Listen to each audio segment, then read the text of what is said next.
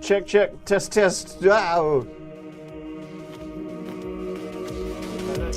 check, test, test. Yeah, all right, we're sounding good. We're looking good. We're actually double broadcasting there. I need to fix that. However, I regret to inform all of you that I dropped a little piece of microphone on the floor, and now I gotta turn on my smartphone flashlight and dig it up. I had this whole big fancy thing, not very well planned in advance, that I keep fucking up every time of the week. So it's like the fuck ups are what we're here for, right? I think I got it. Damn it, I missed it. Oh. All right. You ever try to use your feet like hands and make little fingers out of your toeses? Because that's what I just had to do. All right, so we're playing Metal Gear Acid 2. And I am playing Metal Gear Acid 2 because I'm in a better week than I was a mood ago, and by that I mean I'm in a better mood than I was a week ago. Hang on, I'm still trying to get this microphone filter. Yeah, come on. There we go. That's... oh yeah, that's the fit. Okay. And that goes right there. Whew! I'm sweaty. I'm stressed out. There's some very busy weeks ahead. A very decisive month ahead with regards to the condo battling. I am going to need to make more money more faster. And I think with this horses video taking as much time as it did to get the kind of view counts that it did is putting a fire under my ass with regards to making sure that my next video about a little small indie game not take 4 months. I'm going to be crapping out a video very fast. Am I pressing the wrong fucking button? Okay, on 2026 4/13 at 11:38 p.m. right? Or no, that's 10:38. That does, I think, roughly correlate. Now, we had walked from a room into another room, and that kind of looks like what's going on here. There is a doorway threshold. Okay, now, yes, good. This is not ringing a bell, which is what I want. Now, what I don't want is to have to remember how to play this after a week of having other things to worry about. Listen, guys, I gotta make money. Here at the Super Bunny Hop Super George Factory, we are going to be playing with the levers a bit. The levers on this volume is too quiet. The levels, the levers in the factory that correspond to the levels of quantity and quality are going to be adjusted a bit over the next maybe month and a half. You might notice more Super Bunny Hop videos than usual, but I'm not making any guarantees that they're going to be as good as usual.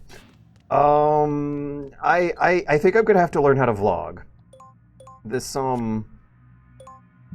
highfalutin value, high research value workflow is not actually going to cut it for this year like I would like.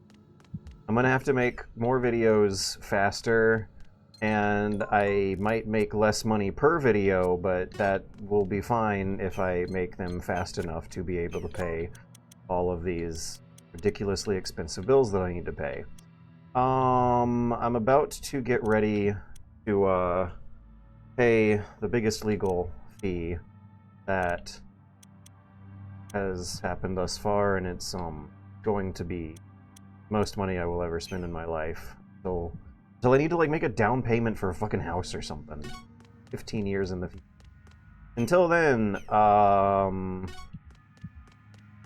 can't climb up there. There's a guard looking right at where the ladder goes. And one right under. No, that is a... I wish I could zoom in from all the way up here. This is maybe the first time in the game where I feel like my camera's a bit too high. I think we gotta burn a few turns and see what their patrol pattern is. There's a flamethrower guy? HP. Does 200.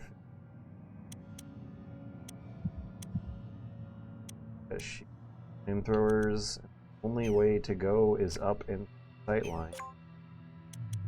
Guard, can we dash over the rails? Oh, there's also a drone patrolling?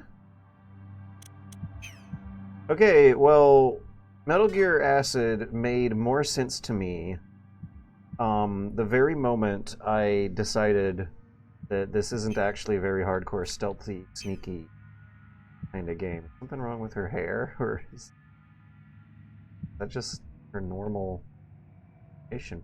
Look at the seam in her hair. Oh wait, no, it's the neck of her outfit getting higher and higher. Yeah. Yeah! Oh no!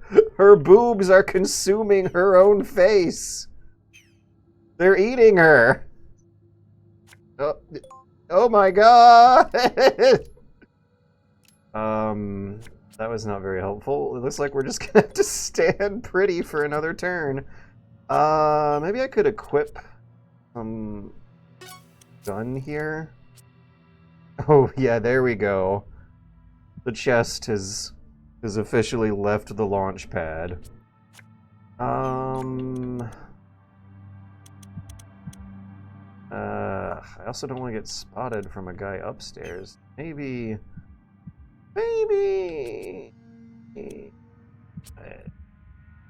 And I don't know. Maybe we'll just end the turn. Boy, this music sure is making me nervous.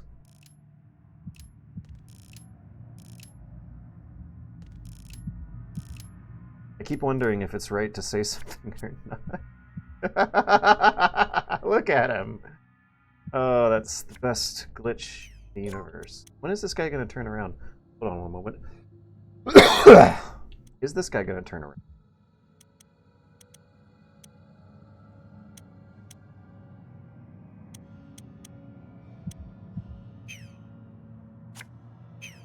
What's his turn order?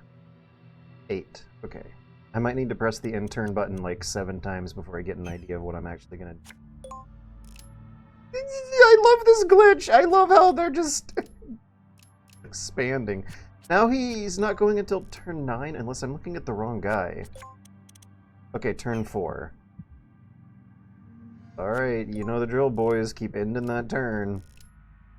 At some point the guard will move around and that's our opportunity. There we go. Now try to sneak him in the back.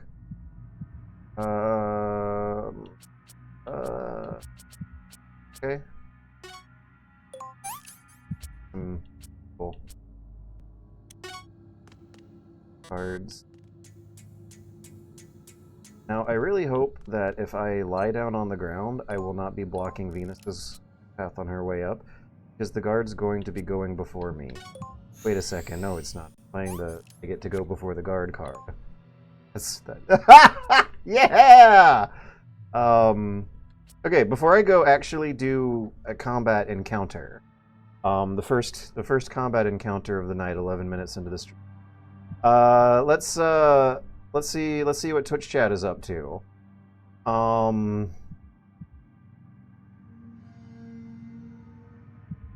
Okay. Now, if I want to prop a window of the Twitch chat. Oh god, why is it? Yeah. Okay. Now I'm in studio mode, and what I'm seeing does not necessarily look like what I thought studio mode would be. It's shoving up like 4 lines of chat onto. Okay, anyways, whatever. This is all we need. My mom used to call me the monkey. Time to duel. I've done that all the time. Yeah, I do that again. Time to do acid again. Have you thought about making a Squid Game style game show? Unfortunately, here those are very profitable. Hey George, I enjoyed your voices video. Thank you, DJ Megatron. I don't know if a Squid Game style game show competition is going to be in the cards, nor if it's what I need at the moment. Getting George vlogs before GTA 6?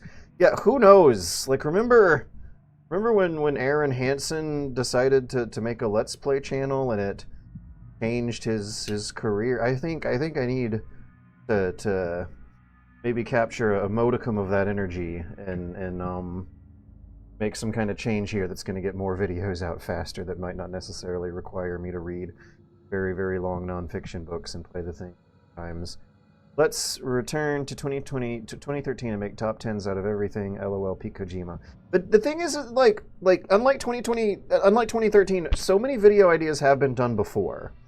And a lot of the usual reliable bread and butters aren't always going to work. Bet Kojima has a way to explain why her boobs are on her face. Yeah, because her boobs breathe through their skin, but her face breathes through her boobs. It's because she breathes through her boobs. You know how you know how in the artsy cult classic art house cinema film Deep Throat, a woman has her sex organs connected to her throat organs. What if Venus's boob organs are connected to her nose organs, so that like when she breathes, there's some kind of pores somewhere on the boobs, maybe the nipple. There's a series of tubes that breathes the air in, and then it makes it to her nose, and then makes a 90-degree turn back around the other way to get to the lungs, and that's really inefficient, and it's oh my god, I just so I saw the same thing that you guys would have. She's in pain, she's suffering, she's a very tragic character. It's a very yeah, if you get horny by her costume design, you're gonna feel shame. You're gonna feel very shameful about how horny your thoughts and deeds are gonna make you while playing this. Maybe I should have made her turn around. Oops. Okay, no, I shouldn't have. Wait, yes, I maybe should have. I'm trying to remember the proper order of things here. If I give him a punch kick, I should shoot him with guns instead of punch.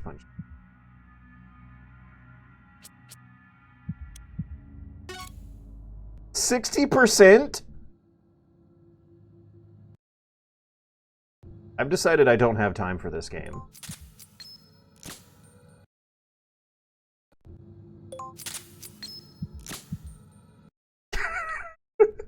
Wait, no, did they program it in a way that prevents you from save scumming? No! I'm never gonna be able to go to bed and work on my next project. I had a plan. I had an evening. I would very much like to play some other fucking game in my life. I would very much like to play 1000X Resist. Or just anything. Literally anything. I'm gonna shoot the Nikita and... Uh-oh. Okay, good. Thank God it didn't blow up right in my face in the railing. I'm gonna shoot the Nikita missile and blow into the guy. No!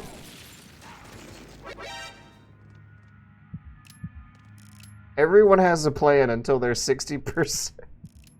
Until they pull a gun on a guy at point-blank range with their back facing the threat and realize that their gun is only going to have a 60%. You know what? No, I said we're backing out.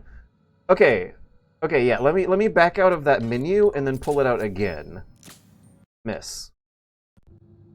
Back out a few times actually. Change to different cards with different damage numbers.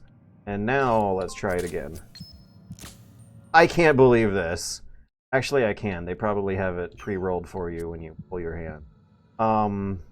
I can believe that they would have designed the game in a way to account for cheating hardwares.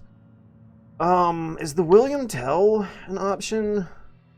The guy has too much health for that to really satisfy me. Okay,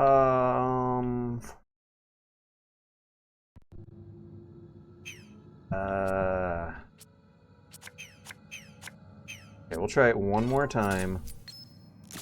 Nope. Alright, so those misses and hits, I guess they are rolled when you pull your hand out. The game has save scum proof design. Look at what textures are covering up the screen and how weird they are right now. I don't know if you can tell through my glasses, but my eyes are not at the very center of the screen at the moment. Got him. Tango down.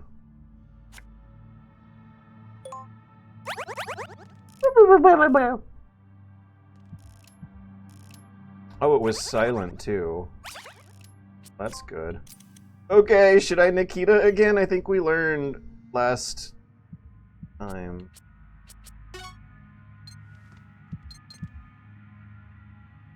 Okay. Try to shoot him with a regular normal gun.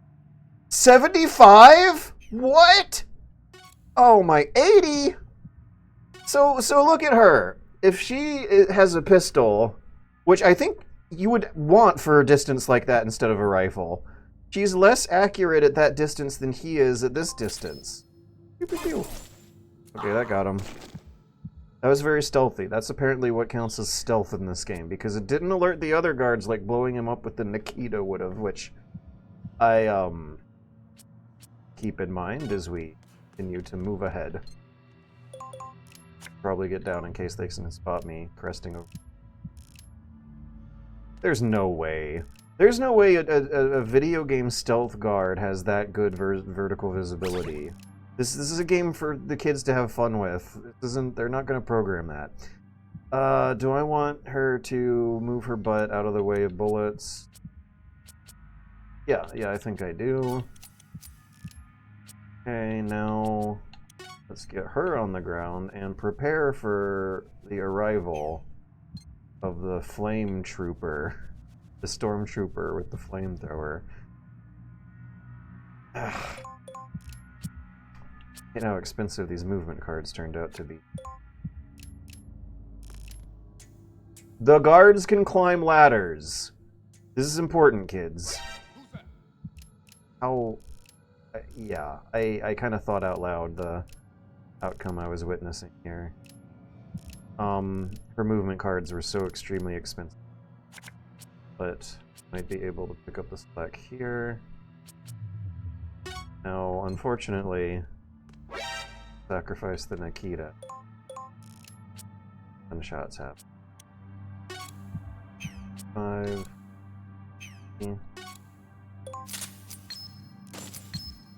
Oh, armor? Since when do flamethrower guys also have the thick bulletproof armor? Usually it's like they look big and scary and do high damage close range, but besides those factors, they're usually kind of pathetic in video games. Okay, as 140, how are her hit values? Oh, 85. 60, yeah, what the hell? 85. You know what it's time for? Time for another save state. Now what's going to do the most damage?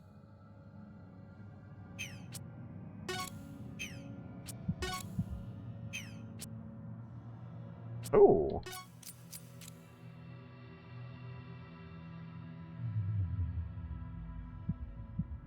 Why is the rifle so fucking bad? I have to pull 2 of these cards to use it. And it looks like damage and accuracy... I mean, the math is about the same, but slightly... oops. Slightly worse. I'm almost tempted to try a tranquilizer twice more than I am to try a rifle or a pistol once. Yeah, I'm gonna make more progress chipping away his health bar with the tranquilizer, which still has a 60% chance. Oh my god. Okay, so What was that order of operation? This. These. Oh wait. I'm testing whether or not full firearms will work. Next time I need to reload this save scum and test to see if a double tranquilizer will work, because that was also my alternate strategy. And I wanted to shoot him with the tranquilizer twice. What? Okay, so if I shoot him with a bunch of real guns and then finish it off with the tranquilizer, the game tells me to go fuck myself. But if the big scary guy gets hit by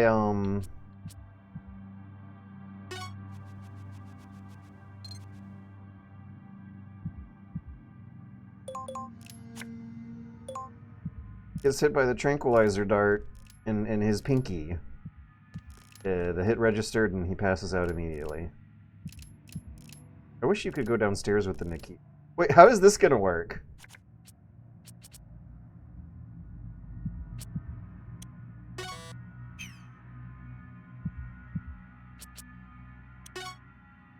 Of a dastard.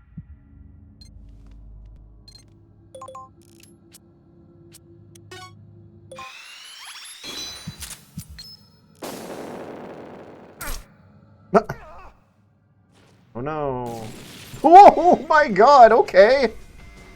That triggered an alert phase. Well, that's not that bad of a situation because we have a hell of a beautiful defense point here. Maybe I should just end the turn.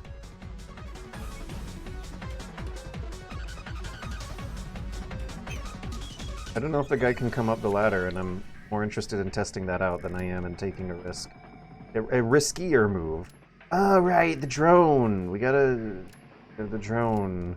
We have an impenetrable fortress here, but the drone is flying, and that throws a wrench in that penetrability. Down. Let's look at this away. Actually...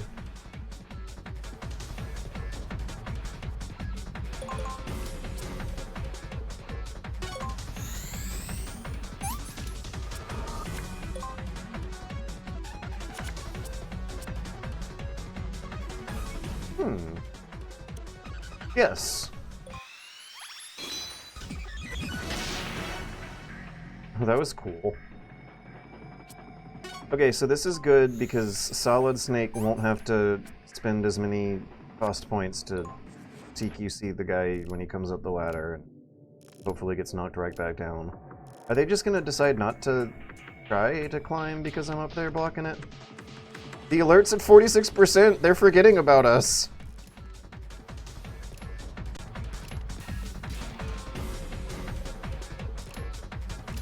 I also want to point out that the thing that triggered this alert is the guy exploding. Oop. Oop. And oop.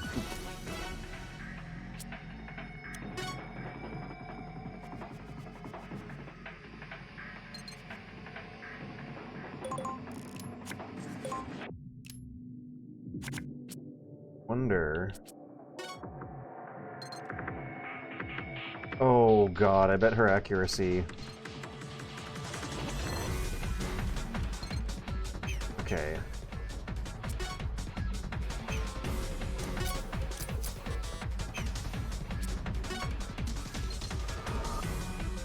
I bet her accuracy is gonna be shit, but it's a very good position to be shooting guys from.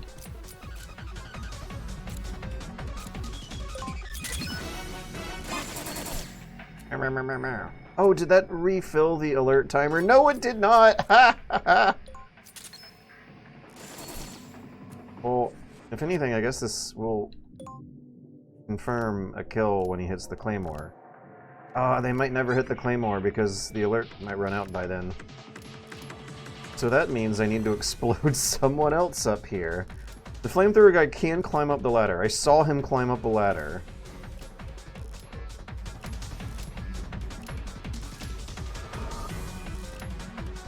What are they doing? Why am I not getting it? Oh, okay. So when I do get a turn, though, I need to ask the chat a very important family discussion question about my predicament and the current state of the channel and the strategies I need to get out of it.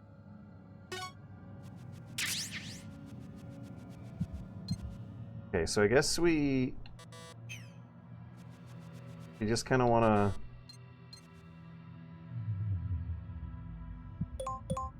snipe them from up here? Is that what we're doing? I don't know how to get down there and sneak around with the way game's rules work.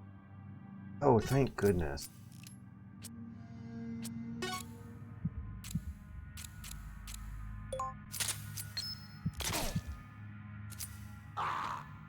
That was stealthy.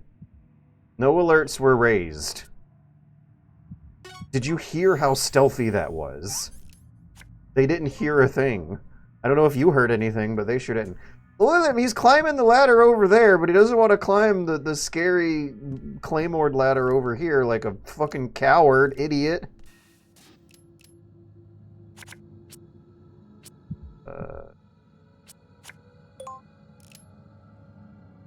Next one. Looks like we got 4. We can pull chaff grenade. That might be good for robots. But later, I am seeing some opening. Perimeter defense launcher.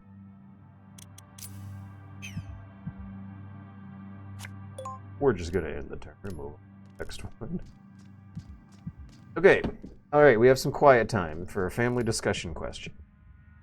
I have mentioned that at the Super Bunny Hop Video Factory, the quality lever is going to have to get pulled down. The quantity lever is going to have to get pulled up. I tried to crap a video out in 1 week. That did not work. Probably going to be a 2-week one. I'm currently crapping as we speak. I'm crapping a video out and like to get it done within 30 days instead of here. So let's go back to where I left.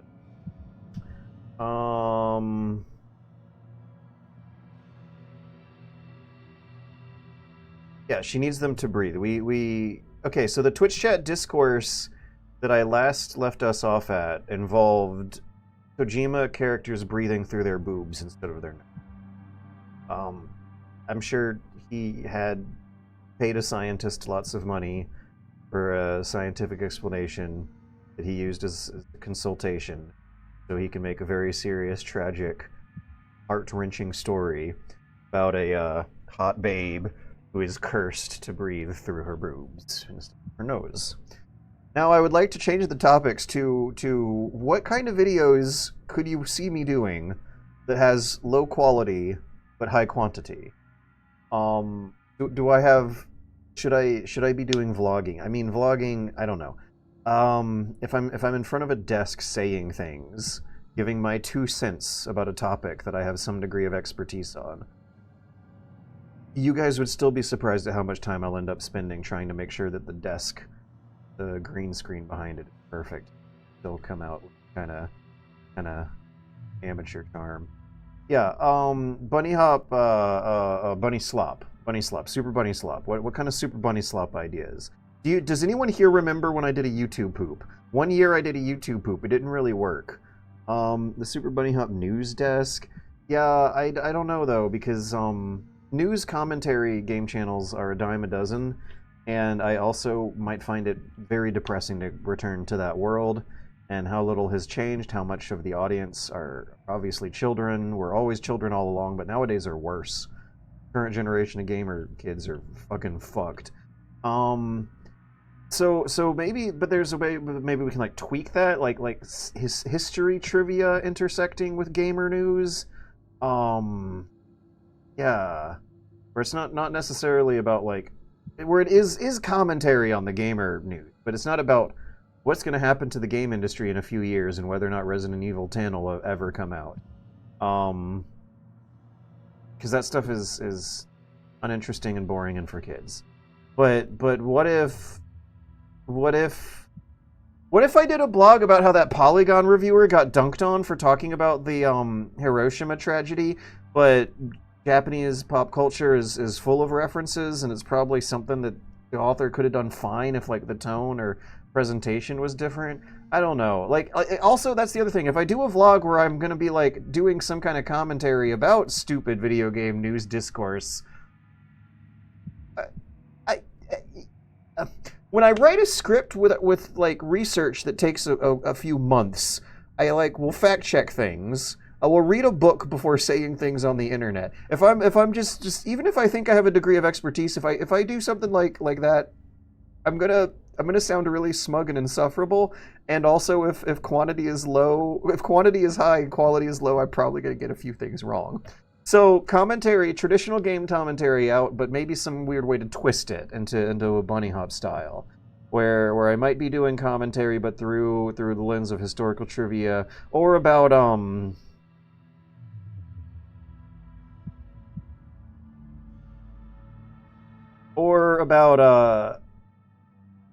more higher brow literature criticism crossing over into the worlds of video games, in which case I'm usually never going to have good things to say about gamers. If I did a vlog that I crapped out of my butt about how it's theoretically possible to write a Resident Evil review that does incorporate some kind of mention of the atomic bombs, and what sort of residual impacts on Japanese pop culture do exist that are related to the atomic bombing of Japan in World War II, and how it shows up in really weird places, like in Dragon Ball Z. If you're ever watching a stupid, silly fighter anime, and the character's shooting an energy ball, and the anime artist draw it as a white ball that just gets bigger and bigger until it fills up the screen, that's supposed to look like an artificial sun getting bigger and bigger. When Japanese media history sources describe the atomic bomb, they focus they're real big on the expanding sun imagery thing. So if you ever see a white circle in an anime that represents an explosion get bigger and bigger until it fills up the whole screen, and then an establishing shot from long distance shows this giant mushroom cloud from a mile away, that is totally... That happens like once per episode in Dragon Ball Z. Surely something like that happens in Resident Evil every now and then. Across the series is like 30 years old. It's adorably Japanese, and this is something that game critics should be able to talk about. And I'm just gonna say mean things about gamers creating a cultural chilling effect, and I'm going to get beaten by that chilling effect. I'm gonna receive a lot of hate for it. It can't be uncomfortable truths with George, okay? That's not... The audience is not gonna like uncomfortable truths with George. I need to move on to the next line. She needs them to breathe, yeah. Kojima has a way to explain why her boobs are on her face and will make us all feel ashamed. So just also to clarify, the things that we were supposed to be ashamed for, is he talking about just feeling horny about the hot babe in a bikini in the video game that you can shove the camera into all sorts of weird angles with? Is that it? Was that actually the shame? You will feel shame for your thoughts and deeds. Because I don't think Kojima himself, nor just like the 21st century person, and the second half of the 20th century when you go back in history, I think like feeling shame about horniness for attractive, scantily clad women on a screen is something that we have obsoleted out of the human condition altogether. I don't know about you guys, but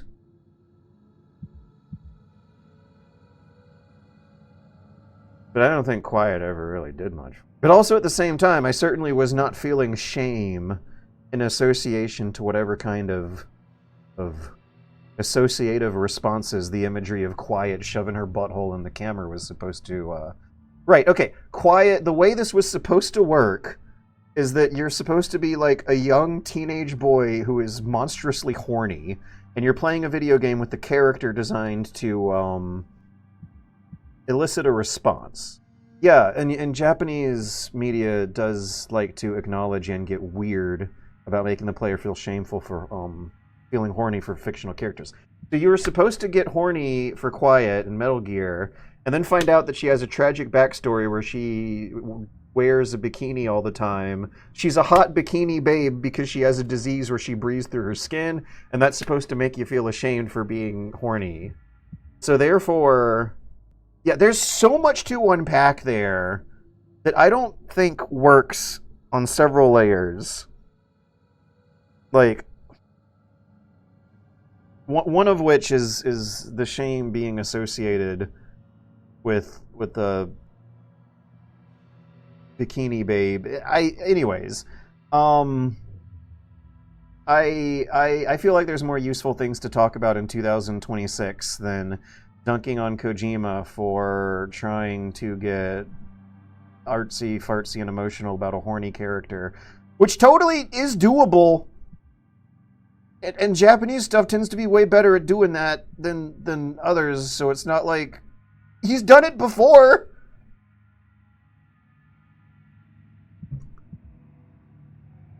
Kojima scanning the bottom of Quiet's feet was a choice. That wasn't technically Quiet's feet, it was Stephanie Justin. It wasn't even, it was a real person's feet. George is going into codec talk mode, which means their necks are getting bigger and bigger. The gimmick going on with this stream that's fun is that when I take the chat box off of the center of the screen, I will be shocked at the expansion going on underneath, like you guys will.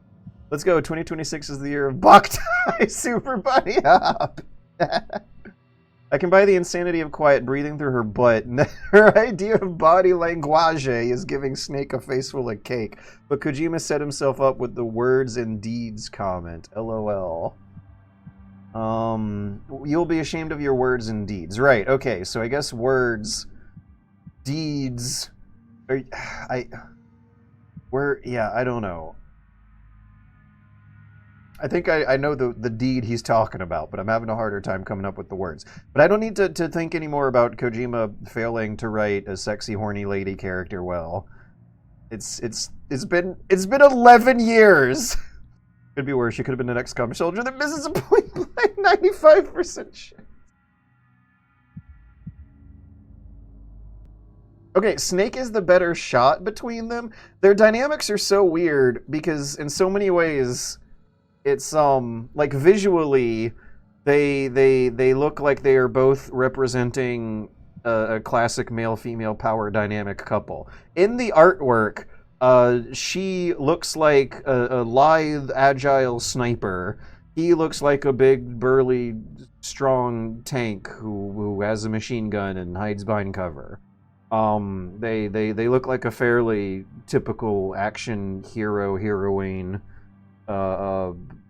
badass guy-girl duo, up until the numbers of the math in the game start coming out, and you see that Teleco is hauling around hundreds of pounds of heavy guns, but once she takes them out and starts shooting them, she's bad. She has strength, but not precision, compared to Snake, who has precision, but no time? Like, everything... Oh, wait, no. Yeah, okay. Teleco can play 3 cards, Snake can play 2 cards, so between the two of them, it's like Teleco is slower and fatter, as depicted by the game's the math, the game design math. In raw numbers, Teleco is slow and fat, and Snake is a lithe, agile flanker who's getting long range shots from enemies from angles. Yeah.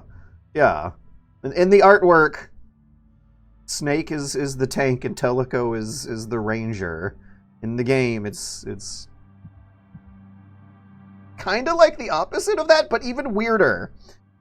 All right, so Snake is the better shot between them. Yeah, he's I bet Snake, whenever they like,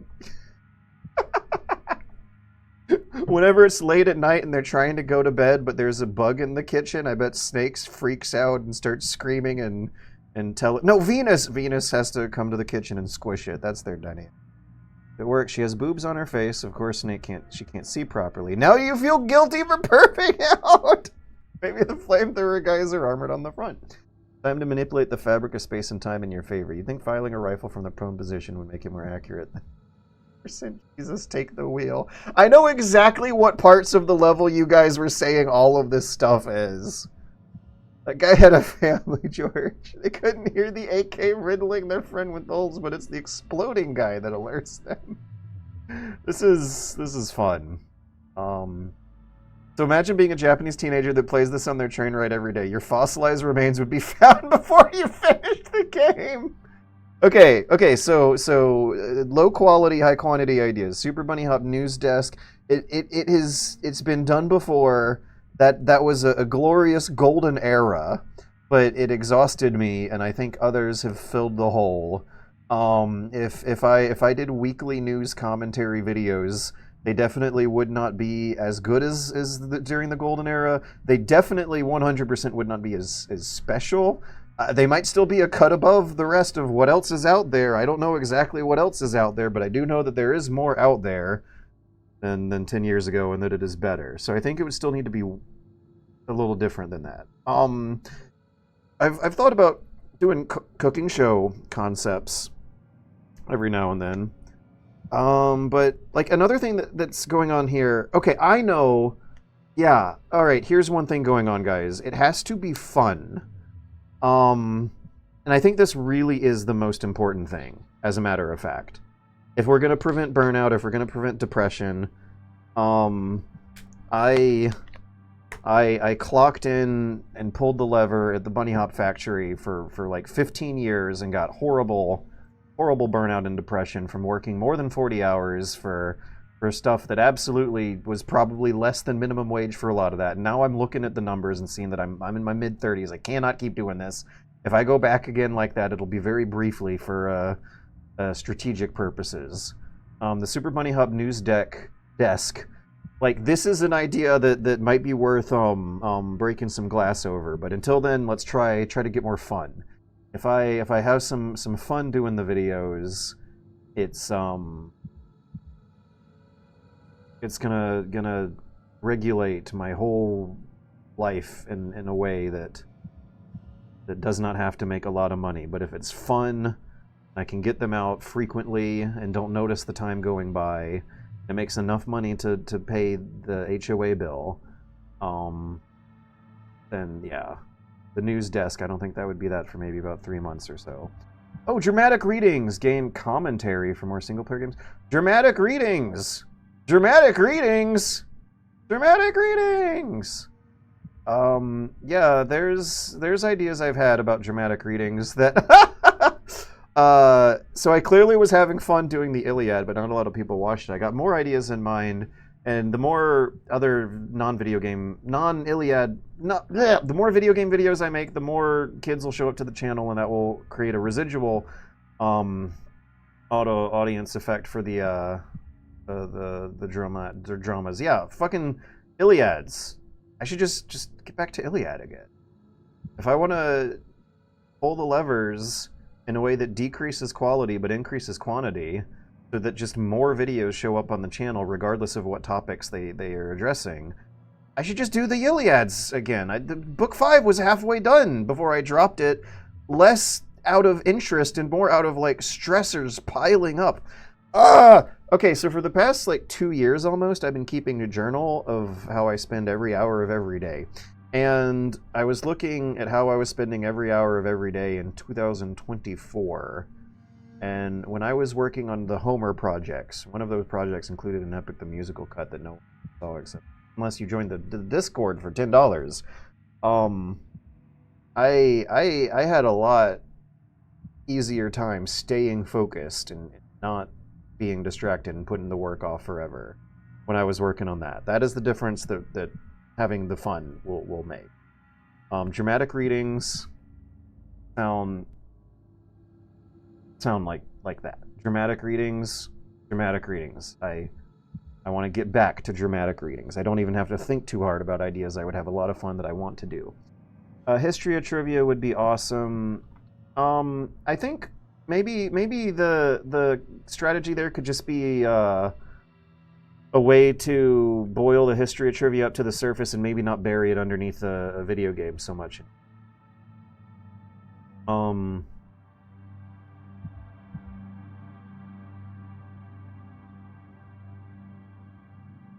And I don't know. I don't know. That almost sounds like the same concept all over again. Of history of trivia requires research. History of trivia, that's weeks and weeks and weeks of reading books and taking notes and not knowing how the video is going to look until the last 10 nights before the video, where I'm crunching ridiculous amounts of video. History of trivia might be too fancy here. Dramatic readings, you can get away with that. It's amazing how much less time it takes to do a fancy sound than it does to do a mediocre video. Remember when you played several low-profile games? Maybe you could do that as a weekly video thing with a more vlog type of tone. Maybe. Games from my inbox is more labor-intense than most people would probably expect, because to get 6 games that I feature, I probably play about 30 behind the scenes, and that's what can make those take weeks instead of days. Installing all the software and then uninstalling it. Yeah, okay. Reviewing games... I don't think we can do video game reviews or playthroughs or commentaries. It takes too much time. Getting good enough at a video game to make the kind of videos that I do requires months. And I would not feel good about myself if I just played a game for a couple hours and then made a video about what that experience was. No, it might make more money. Music is making it so much more dramatic. I feel like this is my innermost cave. Like, that's an idea that makes so much commercial sense on paper that probably would make me a lot of money and piss off no fans whatsoever. But it's like a self-destructive impulse is keeping me from working this job in a way that actually has me hammering away at a product on an assembly line that reliably meets deadlines and makes money like a job is supposed to do. Several low-profile games. I hate to say it. Dramatic readings almost are speaking to me more than doing like first impressions. Maybe what I'm also feeling is just the acknowledgement of how much more work it takes to play and talk about one video game than it would for the average person. When you've done it over and over again for 10 years, it's like you do it in a different way than the average person, where you're thinking up of sentences in your head about what the script would sound like instead of actually shutting your brain up and enjoying it. Would honestly watch shorter stuff like, here's some weird shit I played recently, like this. I don't think I'm ever going to play Metal Gear Acid, but would watch a short blurb about it. Yes! Short blurbs about weird games. Yeah, when I look at the classic Golden Era bunny hops, they're just like slightly extended short blurbs. I was surprised to see that video essay I did on the importance of quiet time, that was only 8 minutes long. That's what I need to be doing again. Like, that was, those are fancy and burned me out, but I'm seeing that, like, I was able to get one a week because they were less than 10 minutes long. And I don't know if people would get down for that nowadays, if they would think that a less than 10-minute long video has something insightful and important and helpful for game developers and players to say. But it's got to be around that. It's got to somehow be a meaty topic to chew on, and also you actually feasibly could say something meaningful in 10 minutes or less. And honestly, you could. I went to school to learn how to do that, but the numbers games these days are all about longer videos. I can't do longer videos anymore. And I don't want to do videos that will require months of research. I want to do videos that I can crank out, but are still not going to be slop. Here's some weird shit I played recently. Yeah, an 8-minute long ramble about Metal Gear Acid and what a weird ride this has been is something that I bet the fans want to see. There's been some really funny moments in these streams. And my opinion leans negative, which the kids always like. But it's a complicated opinion that I can add a shitload of asterisks on that include a few moments of genuine joy. which the kids like. I should do a Metal Gear Acid video. I should make sure I make it quick. Okay, here's the other thing, is that, like, I should. You got something, Chibi Yuffie here. Chibi Yuffie. I like the idea of doing a quick ramble. It's 15 minutes or less about my experience with Metal Gear Acid. And what I need to do is make sure that my brain thinks of that as a different concept than a video about Metal Gear Acid. A video about my experience with Metal Gear Acid sounds more appropriate for the time of the project I would have here. I just always thought that, like, if someone's watching a Bunny Hop video, they're gonna want to watch something that they can see months of labor get put into. And then when I look at the archives, no, that's not actually. That might make me feel good about the videos that I have put out over the past 2 years, but there are not enough of them, and they're not making that much money, and they're way too hard mode for your average YouTube teenager gamer consumer. So shortish weird shit that is something unique to me, that I would have something unique to say about, that would also fit the fans' demands, that I could also package in a way that makes it honest that I'm doing this quicklier than normal. You could do something like games from your inbox, but break them down into either a single game or a 2 to 3 game per video instead of 5. Oh, like an indie game showcase? Guess what? I wanted to do something like that with Jutaro, but Jutaro turned into this whole big thing that took a couple months. Jutaro was a random weird game that showed up in my inbox that no one was talking about, that I thought was so beautiful it brought me to tears a few times. And I wanted to make a video waving it in front of the world, showing them that Jutaro exists and that I got that kind of experience out of it. And the video ended up taking about 2 months. I read a book on literature criticism. I read a book of Celtic mythologies. I also went through a reading list of my normal myth literature readings that helped out. And it blew up. It took way too long than it should have. And the editing was also really fancy too. Hear me out. You prepare a type of rant, make the thing look like a codec, and speak like a Kojima character going on a tangent mid-codec talk. Okay. The animation work might be lightweight, but those 2 words still imply a huge amount of obligation above what I would like to be squishing out every... I have no idea about this Hiroshima / Resident Evil drama you're talking about.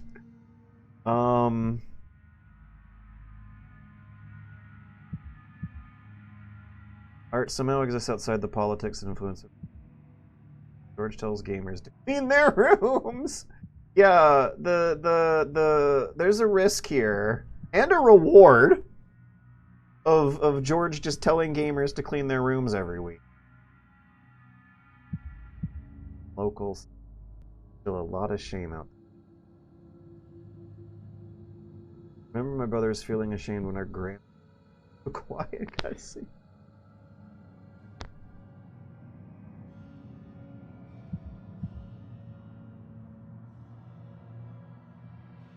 Hey, Frisco Born, you're here!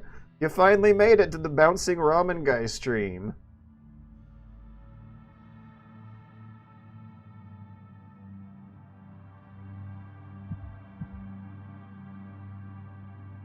Oh, let's get George's opinion on the movie Little Miss Sunshine. Okay, I don't remember it that much. I remember enjoying it. I think I saw it in 2008. Another thing about it is it was one of the first full HD movies I ever saw on a 1080p screen, on a 1080p render format, native 1080p movie, when that was still new and exciting. Now, the funny thing about that story is that I watched it on HD DVD.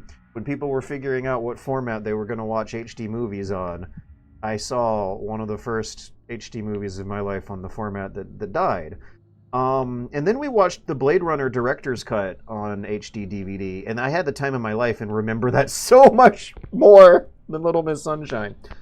I never saw Blade Runner before, so the Blade Runner director's cut in full 1080p HD was the real feature of that night. Little Miss Sunshine was just the warm-up. A journal for every hour of every day. Yeesh, sounds intense. Yeah, okay, so Sea Warrior, what you do is you get a Google spreadsheet. This is a very useful trick. It really did help get my shit back together in 2003 going on 4. A journal for every hour for every day. Yeah, it sounds intense, but you get used to it, and you learn how adaptable you can be, and how to adapt yourself long-term periods to create new habits that you don't consciously think about, but change your behavior with regardless. It's wonderful. Journaling. I just described journaling. So this method of journaling is called time blocking, where it sounds really impressive, but it's easier than you might imagine, I promise. You take a Google Sheets, a Microsoft Excel spreadsheet, and get a 7-day-a-week columns, and then 7-day-a-week rows with 24 boxes of an hour per one. And you don't really write what you did every hour, you just color code it. I got 3 colors: blue, white, and yellow. Yellow, sometimes purple and sometimes green. But blue hours are sleeping hours, yellow hours are working hours, white hours are miscellaneous. And sometimes green and purple gets thrown in during emergencies, where I want to track what my energy levels are like for days or weeks after big dramatic emergency. When I was driving my mom back and forth from surgery those hours were purple. A lot of mom fiascos are purple, and landmark fiascos, condo fiascos, are red. So you color code them, try to stick to 3 colors. Every now and then there might be an emergency where you use a different color, and then write a word or 2 of a reminder.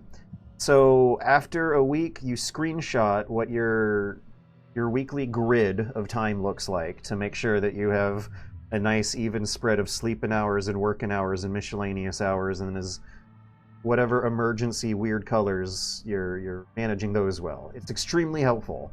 At the end of a week, you look at your big grid, your big color-coded grid, and then write down how they make you subconsciously feel for about 5 minutes.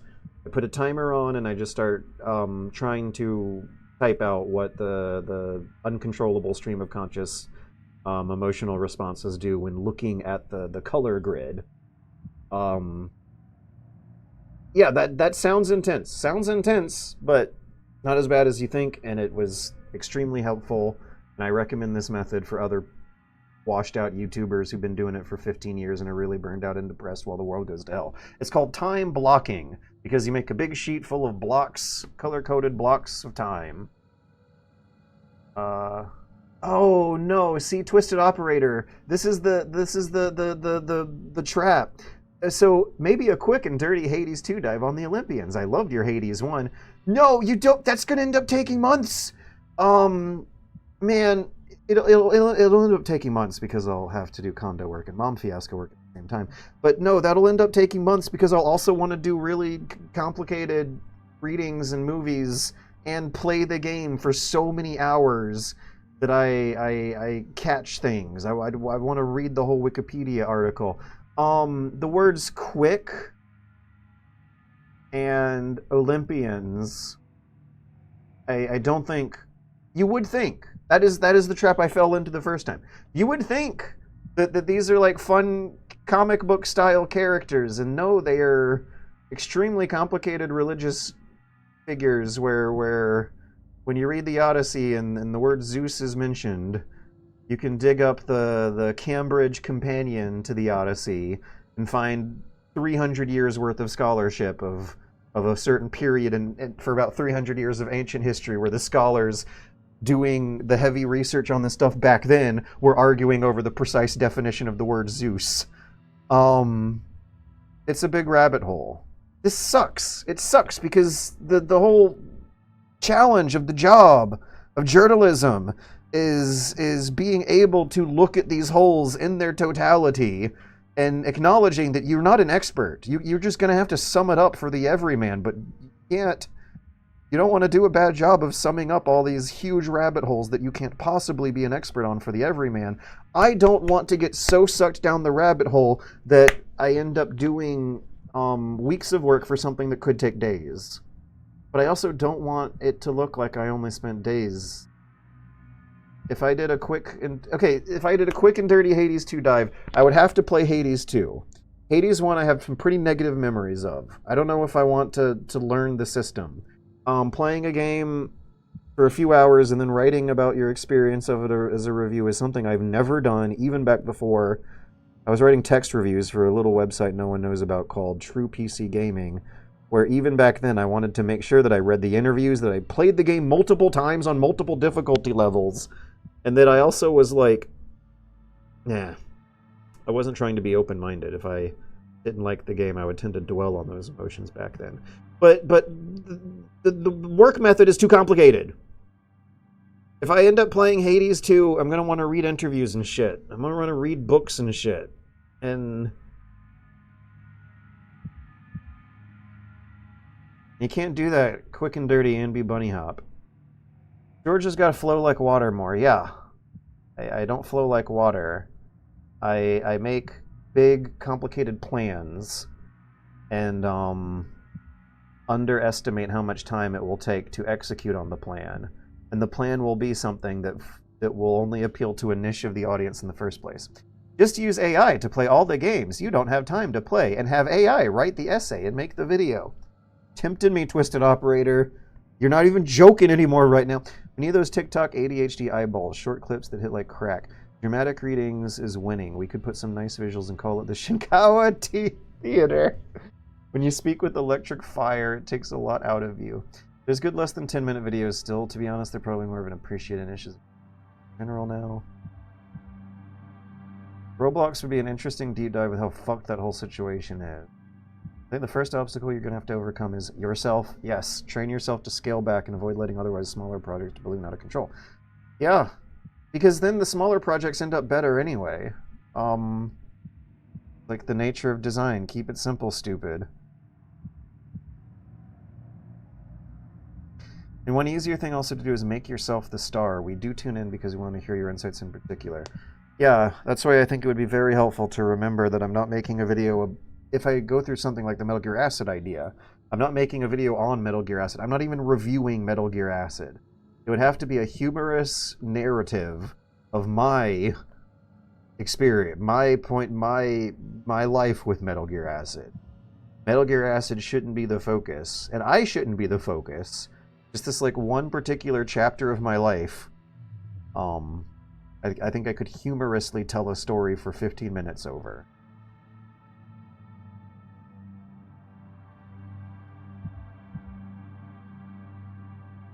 Quality clip you. Wait, why are we... Okay, Ron Cinephile, what were you saying with that? This is quality. Dramatic readings, cost efficient. Impressions when kept under 15 minutes, some cost, but also channel topic wise seems like... Little Miss Sunshine Blade Runner feature goes hard. I could hear George explaining in 15 minutes why people like Pragmata so much. Oh, yeah. Okay. Yeah, Val, right? There's a new game that kind of looks like a George game called Pragmata. That, it's a character-driven narrative with the story where the character designs are like supposed to be cool and emotionally resonant, where the story looks overproduced and ambitious. It looks like the dream of the 2000s, like a PS2 era single-player narrative adventure that you play for like a weekend to a week that does experimental fun things with video games, but in a bombastic, mainstream-friendly package that you could give grandma and she'd still have fun. Pragmata looks like a game I should be playing right now, but it's a huge obligation actually. This 15 years of doing this has changed my relationship with video games, because when I play through Pragmata, I'm going to think in the back of my head about what kind of video content I could make out of it. I don't know if I want to do that. The thought did not occur to me because I want to put that out and play that later. I'm a patient gamer. I want to play 1000X Resist first. I want to play Death Stranding 2 first.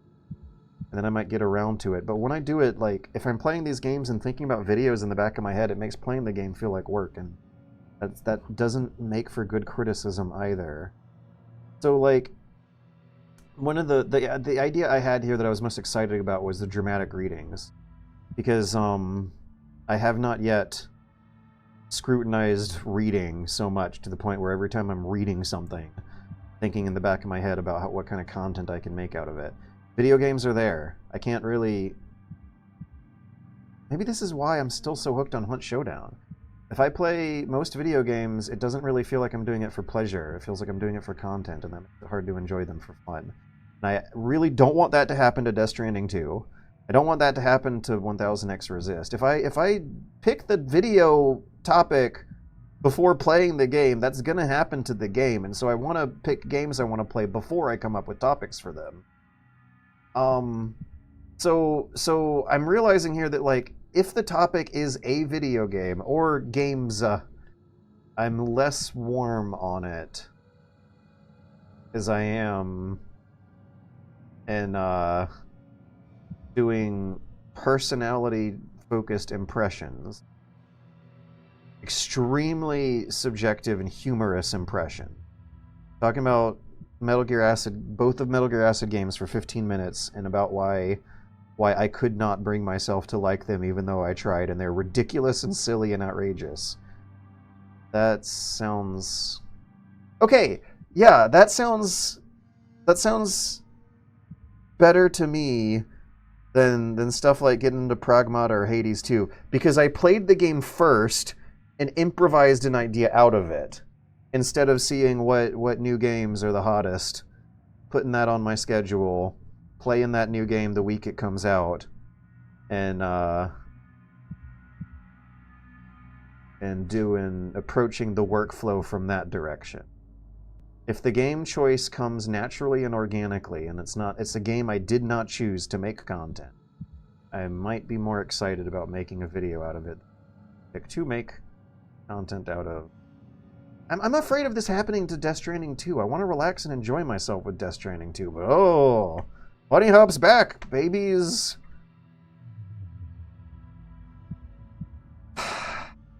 I don't know if I was able to really relax and enjoy myself with Metal Gear Solid Delta until turning on the black and white and legacy mode stuff, because maybe then it just forced my brain to not be thinking about it, making some verbal description of a pretty outrageous apples to oranges comparison of the new style to legacy style in that game. Alright, yeah, idea has to strike me as fun. And that means maybe not choosing the video game, but having the video game choose me. And the idea, if it's going to sound fun, it's probably going to sound different from what the 15 years of my work has been, which usually tries to get real hardcore with research. We're looking at holes? Where? What I forgot when I write this book.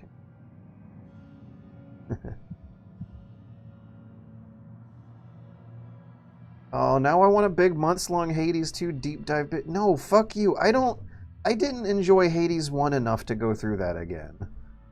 Like shorter games, it's out of scope, have it. Project number 9 with kid. You know you want to play it. Do you think it's positive or negative thoughts?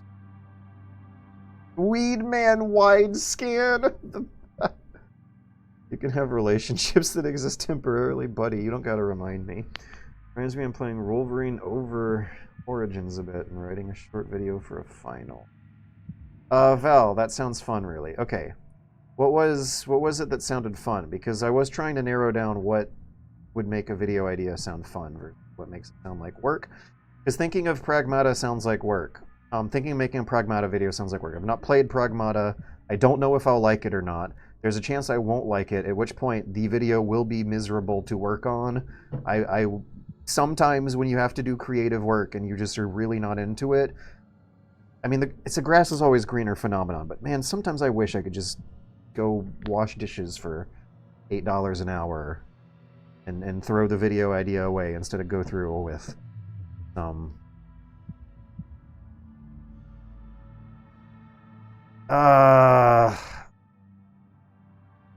remember the shorts for sponsors like Adam and Eve? Those were fun, yes. Dramatic readings sound cool. The Reccation So maybe I need to watch that. I need to watch examples of gaming channels doing non-gaming topics. James Stephanie Sterling, I think, has been doing some technology news commentary videos. I think I saw a video that was just about commenting on how recent dystopian social media policy change was. I could do that, but I also don't want to risk doomering. I think Metal Gear Acid impressions are on the table, for sure. I'm not going to enjoy editing that, but I don't think the editing matters. We need to enter into an era of bunny hop where the editing won't matter as much. The video topics should not necessarily require fancy things to slide across the screen slowly that support the statement being described. The statement being described, you can say 15 words in so much more time than you can edit a 15-minute video. That's the thing. We need to focus the levers. The video editing quality lever needs to go down. The writing, humor, passion lever needs to go up. The writing research lever needs to go down. I need to figure out how to have some fun doing this in a way that won't have me going down icebergs for months.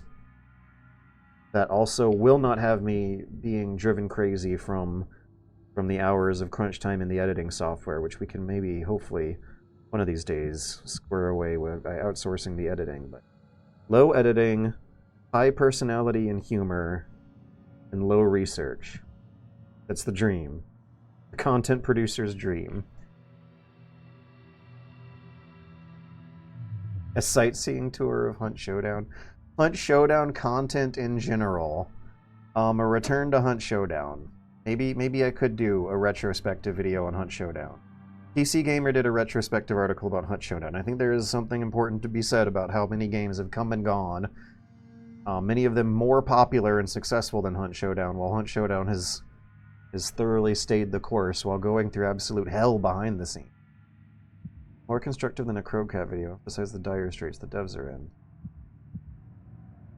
You don't need to rush. You earned the position to take your time. The American economy and this lawyer's hourly rates. Whoa! Do not agree. Did I just... Uh-oh. Oh, he's on the ground. Okay, where's her? Wait, why is her neck not expanding? I hope I didn't just delete it. All right, I'm having too much fun reading chat. I need to hurry up and get to the bottom of chat and get back to the game, because I'm playing through this game at a snail's pace. You don't need to rush. You earned the position to take your time. Token, that's not true. Not true anymore. As of next month, that situation is changing. I'm out of money again, and I am having to spend so much money that making big, long videos that might satisfy the fans every few months is not going to do. I do need to rush. I have expired the position I previously had of being able to take your time. My time. I'm one with the video game. Oh shit. Wait, no.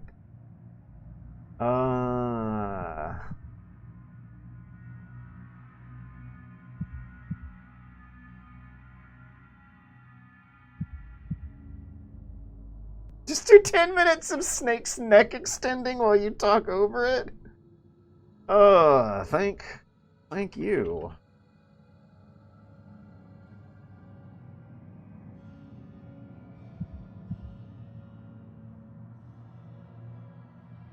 $15 minutes.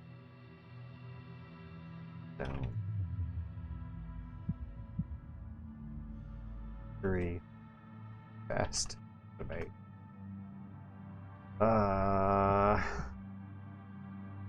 Stephanie Sterling hires an editor. I don't know. I don't think I've ever made enough money to hire an editor.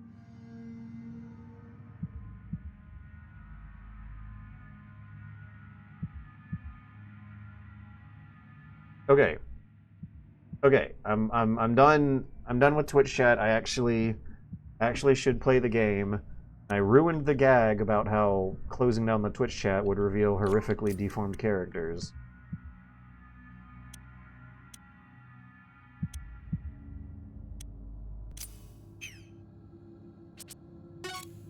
Oh, right, we're a sniper. I don't know if I want to snipe them if I only have a 22% chance of sniping them successfully. This card is...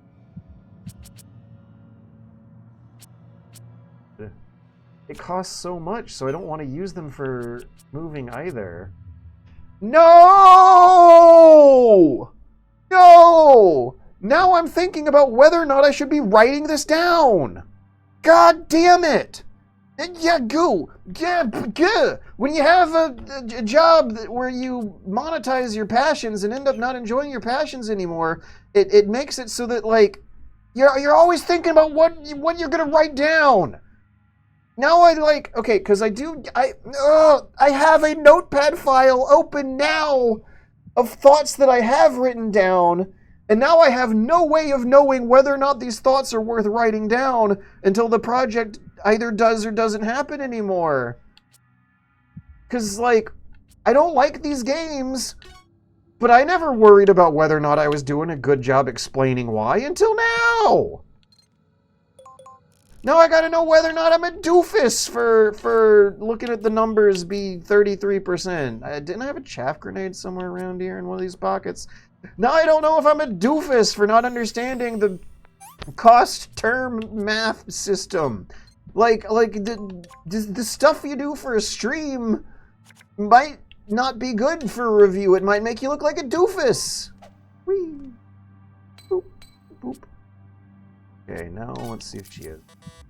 Nope, she has no targets at all. See, the bandage costs 9 cost to move, which feels like a lot, because whatever cards the guards are playing cost them like 6, which does not feel like a lot. Now I'm wondering if my word choice is good or bad. Now I'm wondering if my tone is like too high pitched. How's my vocal fry? Boom. Oh.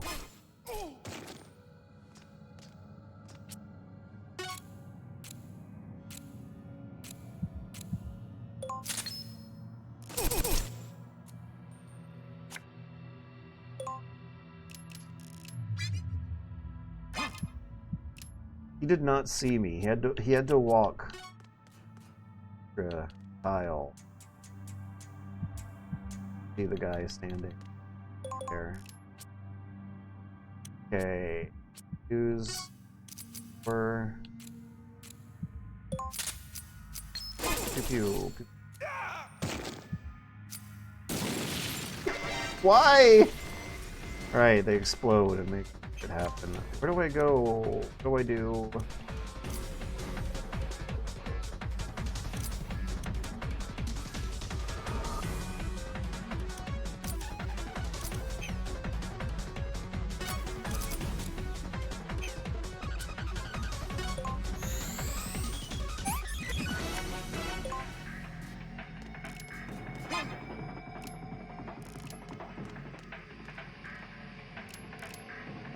What do we do about the...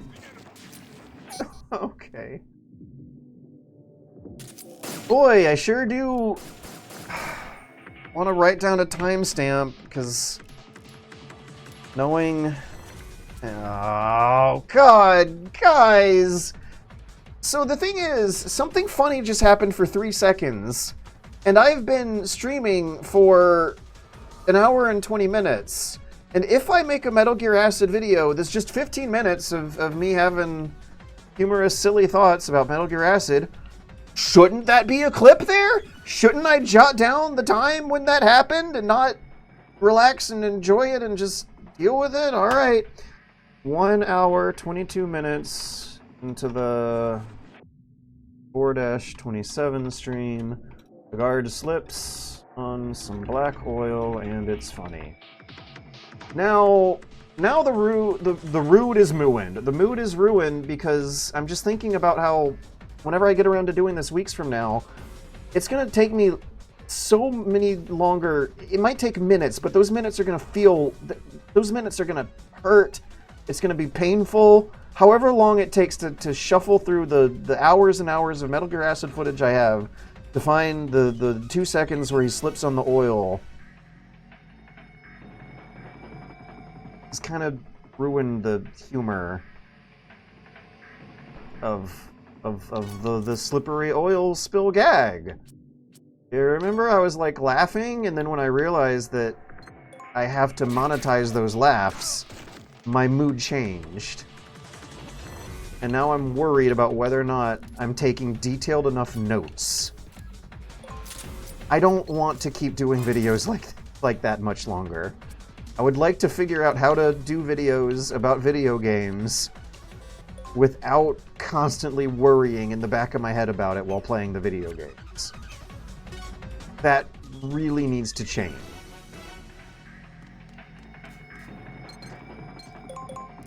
I wonder if when you get rich enough to hire an editor, if that fixes it. But we still need to give the editor, like, notes, right? Oh good, she can dodge out of the way of the flamethrower. And her boobs do a lot of jiggling on her way in the back. Up to the left. Bump, bump.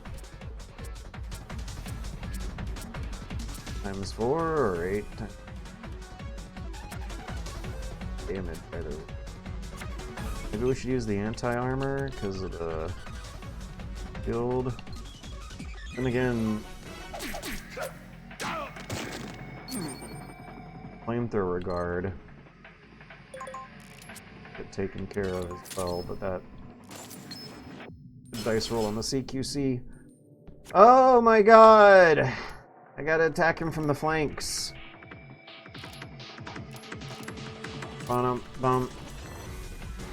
The log off, but I will say this, George, your work is great. Your frustration is understandable. Be kind to yourself and try to help win. Happy. Yes, thank you. I'm not KG. I need to not think of terrible video ideas. I need to think of unconventional video ideas.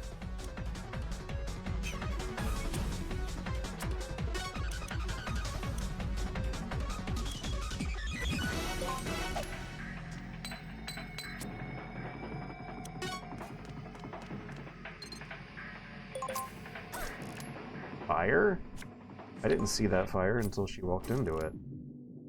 Oh no, he's burning.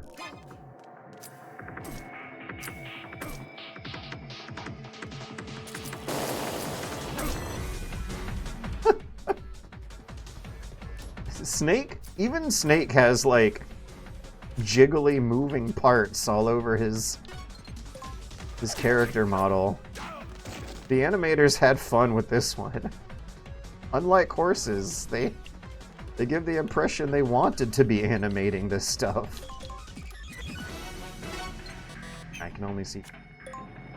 Why were my cards on fire? Are they gonna, like, burn out of my hand or something? Is fire a bigger problem than I'm giving it time and energy for?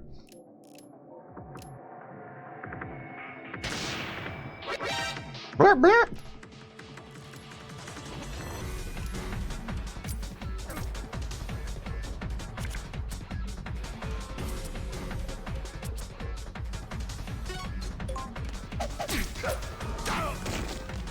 This is the absolutely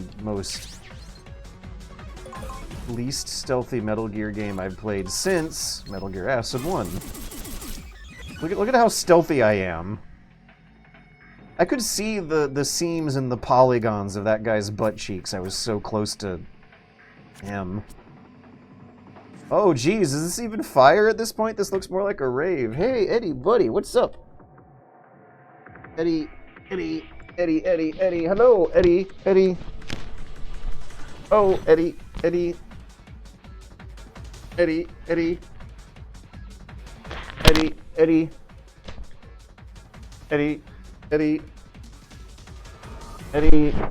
We got some good exercise before the stream. I've started brushing his teeth. I brushed Eddie's teeth with beef-flavored toothpaste for dogs just before the stream. I'm trying to get into this new habit on Mondays. Mondays are not just Metal Gear Mondays. They are going to be beef-flavored. Oh, I can test this thing out. Hey, I can't go up. I'm hoping that means he can't go down, which means that the two of us are just going to block each other forever. Oh my god, they blow up! Why do flamethrower guys blow up? It's not fair.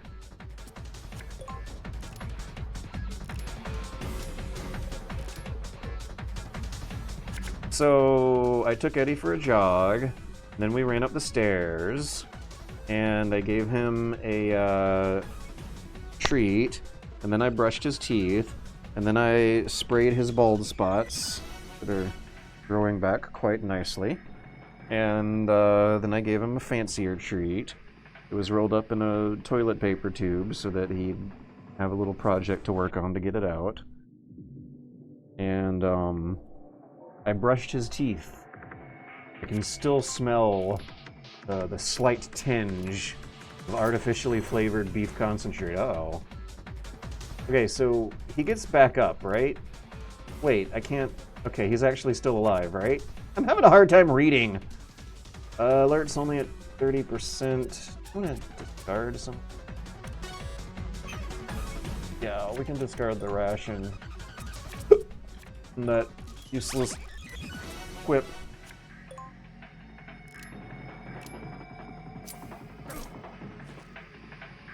Only take like 2 more of those hits. Oh, never mind. Ration. So what do? Do I make him run around in circles? Do I take off all my equipment like in Metal Gear 2? Chaff grenade will be useful for the robot. Cyborg Ninja's always useful. Damage enemy button.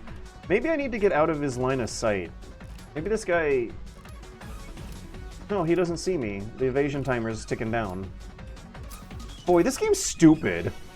Did we ever, like, say that enough times? We just run to the other side. Okay, now he's no longer on fire. So you have to get up and walk around for a few tiles. That's how you put fires out, kids. Just like in real life. Okay, now he's gonna go back home. Can she get some healing items? Doesn't she have something she can rub on him? I don't think we need that. Not gonna... Good, but we're not. Okay, you're so...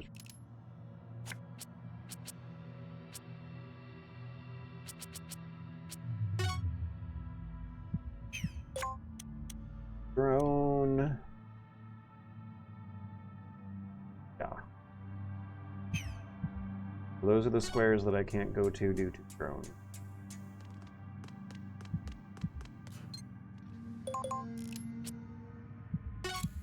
What are the fucking numbers? 75, 175. Tax for 150. Why? In the description it says 100. 8% decrease. Okay, well 150 is a damn good damage value. Yeah, let's do it. Let's kill him. What? Why did the screen turn into a Sonic the Hedgehog level select art for... Yeah! Green Hill Zone! Well, if it was yellow, wouldn't it be one of the casino levels? Casino Zone. Got Green Hill Zone. There's the Emerald Hill Zone. Yep. How many other Jade Hills? Golden Hills? If I ever make a Sonic game, I'm gonna call the first level the Golden Hills Pasture. Yeah. The Golden Hill Pasture will be the best Sonic game.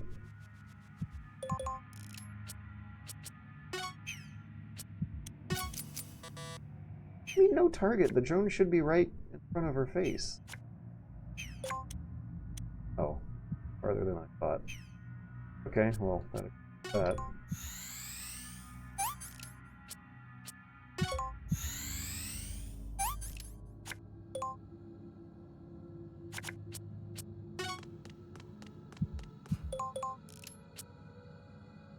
So, if we're lowering the quality levers and raising the quantity levers at the Bunny Hop factory, thank God.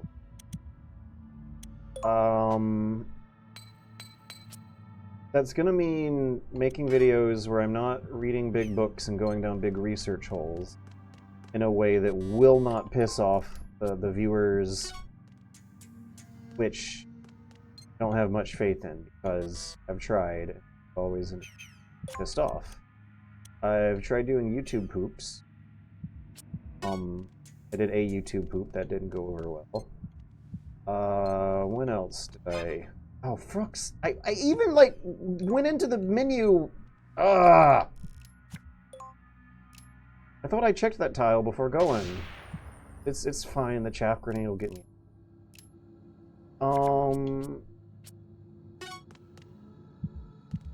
Why?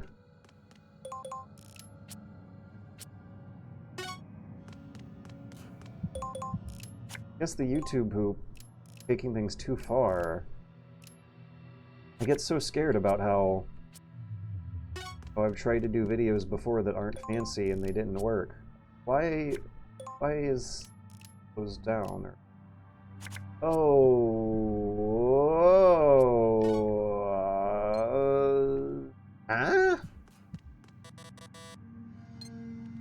okay, I see now where to go, but I hope the chaff grenade doesn't fire before we manage to get there. The clever level design threw me for a bit of a loop there. Hey, Snake's all the way down here. I didn't have to play five-hand deck. What are her boobs doing? Here it is, the Pristrum. Well done. Wait a minute. What's wrong? There's no ammunition. That ammo is worthless.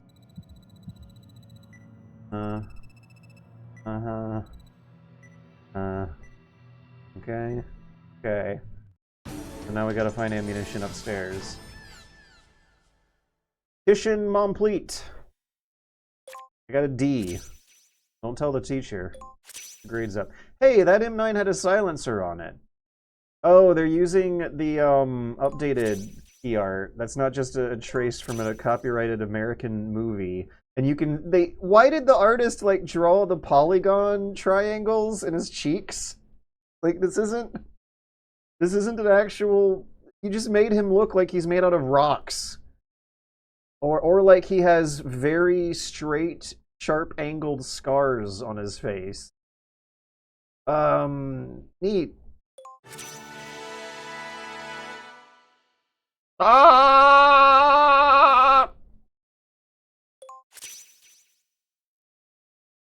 Remember that engram.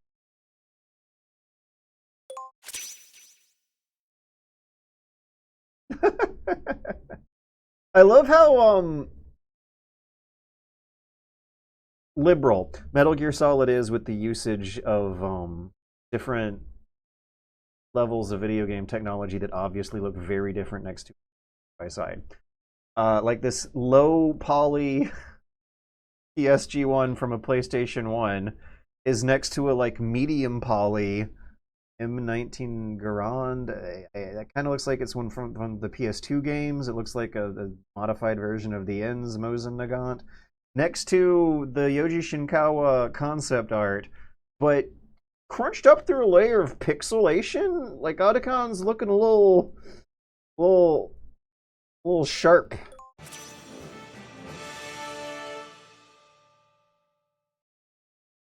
Why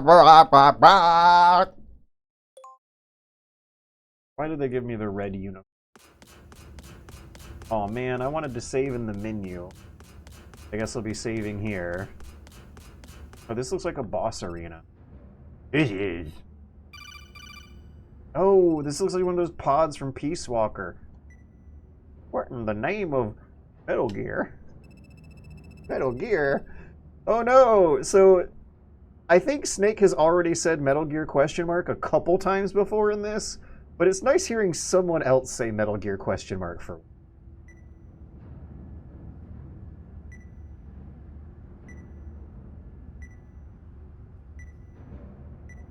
I was lobotomized. I still am not entirely sure on the continuity between Metal Gear Acid 1 and 2, or if there is any at all. Whoa! That was loud. The other thing that always fucks me up is needing to... Many of these. What is it that fucks me up? The other thing that fucks me up is needing to go to the deck editor and like shop around for new decks. Put a save state. This. So I said earlier that the levers at the factory need to be adjusted a bit. Quality is going to go down, quantity is going to go up. Sometimes Metal Gear Mondays are going to have a bit of surprise, and for reasons that I will not disclose, at least for the next hours, we're going to play Mewgenix for like half an hour or an hour or so. Whoa, you thought it was Metal Gear Monday. Little did you know that it was actually Mewgenix Monday. Peter's kind of frozen. Come on, I want to get the intro gag. Yeah, there we go. We got it in time. Okay. What are we gonna get? What's Dr. Beanie gonna be cooking up this time? I missed if there were any fun cameos or graveyard graffiti. His pocket protector's normal. Oh, Jesus Christ. It's horrifying, but there was another cat in the background who loved it, and it looked like the cat that should have been on the experimenting table.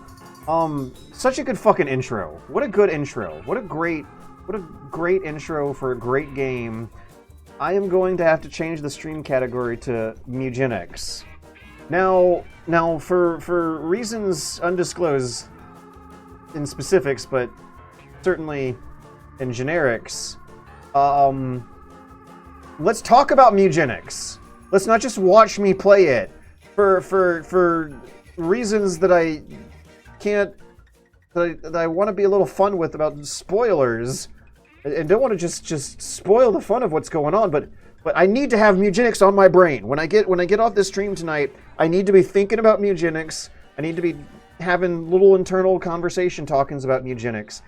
I need to have fun thoughts about Mewgenix. I need to have fun... I need to have fun, articulate, good thoughts about Mewgenix right now. We cannot screw around with this. Hey guys and gals and gamers, what's up? It's your boy Super Bunny Hop. What is Mewgenix? What do we think of Mewgenix? Just tell me. I don't care if you've been participating in this stream or not. If you've said nothing your entire time on Twitch, but you have a name that you can put a chat message onto, out of 32 people watching, this is an experiment that is also genuinely going to help my project. Just write down word association. Whatever word comes. What do you think of Mewgenix? If the word is a common article like a or the, that's good enough for me. So long. I cannot explain enough how much I need to talk about Mewgenix and think about Mewgenix, and have a fun, interesting opinion about Mewgenix right now, today, tonight. Okay. I see some good entrants, some good entries. What do we got here? Welcome back, gamers. Dog breath brushing tutorial is something I would watch. I don't trust that Wiseman fellow. Game screen frozen. There it goes. You sound like you're choking on the idea of having fun there. Eugenics, more like Meow Genetics, Kitties, Newgrounds, Mongenux. Yeah, it's chiseled cheeks were always a thing on Snakes. I don't know. Snake in some of the Metal Gear games is kind of chubby. In Metal Gear Solid 3, he looks like they made him a little bit more chubby and baby. If you make him eat food and feed him a lot of food, his cheeks get a little chubbier. It's adorable. 2012, better times. Okay. Now I've been playing a lot of Mewgenix and enjoying a lot of Mewgenix. What am I trying to do right now in Mewgenix? I need to press this button and see. We can go to the moon. We can go to the core. The boneyards and the caves are a dead end. Moon or core? The desert is fun. The crater is fun. I don't remember bunker very much. I played the bunker once, and it was very scary. I don't remember it being as fun as the crater, so I'm kind of leaning towards Moon, but we'll leave this up to Twitch chat. So yeah, Mewgenics, Newgrounds, 2012, Better Times, interesting. I don't think I have the same association with this art style as a nostalgic or classic thing. For me, and I'm wondering why I feel like this. It feels like a very alive art style. Maybe because the end is nigh. Yeah, the last Edmund McMillan game was not really that long ago. I think the end is nigh came out like 2021 or 22 or something like that. I can think of one example, but not two. But I'm sure that you still see games that look like this come out, and it's also important for the workflow and pipeline of the thing. If the cats looked better, the rest of the game might take some kind of sacrifice because of that. Yeah, the way Flash does lines, outlines, tweening, it's always had a very distinctive look to it. If you worked in it for, well, you could see it, but it's economical, and it does have a good style to it. Okay, so yeah, Newgrounds I associate with like economic comp. Let me talk about the game. Range and intelligence, ability, execution, range and intelligence. That sounds like a paladin, cleric. Wait, I should maybe try to pick the specialty that play this by numbers. I have range and intelligence, ability.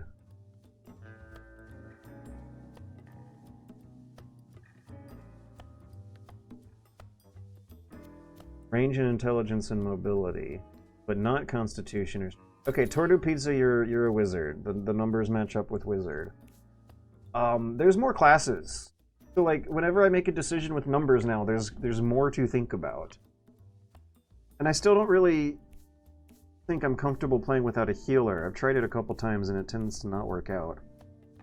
Jewel, what are you good at? You're good at speed, constitution, bad at dexterity and strength. Necromancer?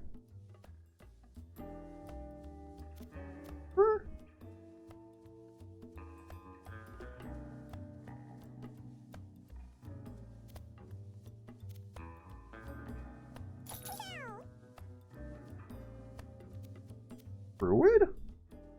I haven't done Druid in a while. That might be fun. Go and give +1.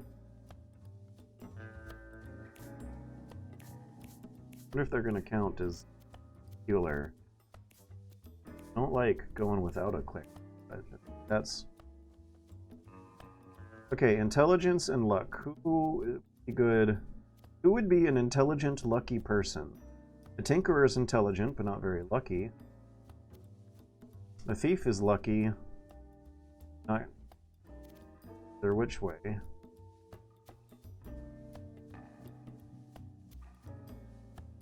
Yeah. Wingdings. That's a good name for a thief. Top text. Right, they're good at Constitution. Intelligent. Not good at mobility.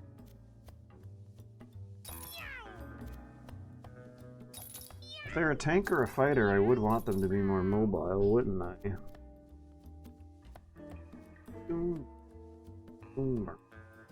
Maybe the good Constitution is a good fit for Necromancer.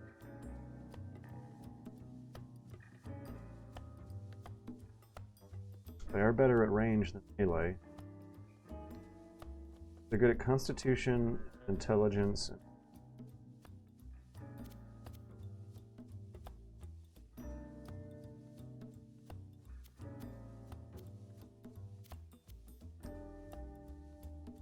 Yeah, we'll do Necromancer. I do think that, Mewgenics does unfortunately fall victim to the classic hexagons or bexagons debate, where The game really boils down to how many controls of squares you have on the board more than the other factors at play. I think one of the points of the hexagons or bestagons debate is that with hexes, you can slip out of situations where 2 units are able to corner 1 unit if they don't have an extra space on their other side. So I think Necromancer is going to be helping me out disproportionately by virtue of how many squares it's going to fill up with little undead minions. Okay, so what do we have questions about? Are these decisions good? Is this good game design, right? How do you judge if the decision that you're thinking through in your head is a good sign of game design? I measure indecisiveness as a quality. If you're going to be hung up on it indecisive for a while, I tend to associate that with good game design. But now, like, for some reason, I really need to be thinking about Mewgenics and focusing on Mewgenics and thinking up of really fun and interesting and unique things to say about Mewgenics right now. I'm getting nervous. Is it not? Like, is there more to good game design than just being indecisive? Than the decisions that you're making having 2 equally compelling... Yes, there is. Okay, so Mewgenics. I think it's good systematically. I don't know how good it is narratively.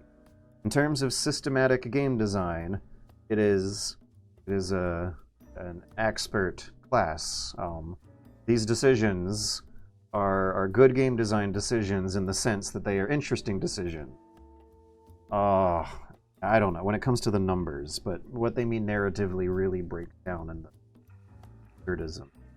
So they're interesting decisions mathematically, but not narratively. The decision of who's going to be a druid and a mage and a thief has a lot more to do with their stats, their aesthetics. And the decisions of what all these little trinkets do to the cats has a lot more neat to be thinking about in terms of their stats. How the hell the logic behind this is supposed to work. Though I do think there is a wonderful method to the madness. Where knowledge interplay between fantasy and reality in the game, where the Final Fantasy inventory. Cats come home from weird adventures outside with weird bits of trash stuck to their fur. More like the reality you experience in the homekeeping side of the game. Anyways, I need to be thinking about these high risk, high reward, high value, tough decisions that third tokens. Radar dish. 1 random enemy becomes marked. This is very useful. Okay, so let's organize these by types of clothing and compare it to the other necklaces available, all of which are good too. Now, okay, who has the most health? 36. Top text. You get the radar dish. Every third spell. Oh, but they're also a good match for the leech spawner. In fact, they're a better match for that. Okay, who has the second highest? Constitution's not looking great. I might want to be focusing more on armor than damage. And I don't know if I have a lot in the ways of traditional armor. Someone's got to take the radar dish.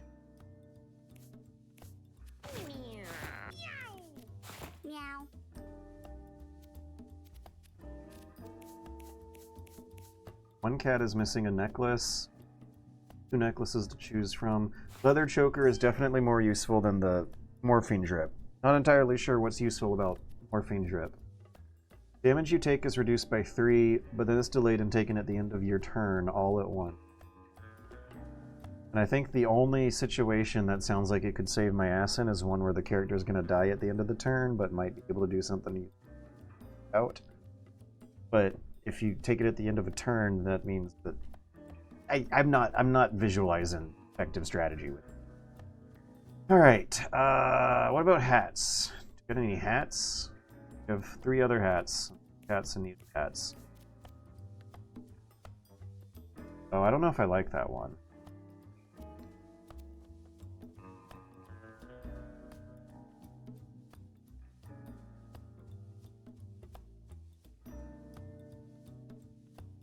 Yeah, what's useful about the toxic canister? It sounds like it just gives everyone both sides a harder time. Maybe if your team has some kind of specialties in poison immunity or poison management, you could put it to your... Who has the lowest HP? Tortu Pizza, you get the propeller cap. Oh, Eddie, you're so sweet.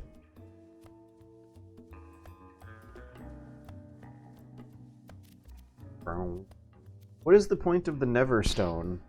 Why would you want your cat to never level up? Oh, the steel ball. Someone an invulnerable flying familiar. A little metallic pinball-looking entity.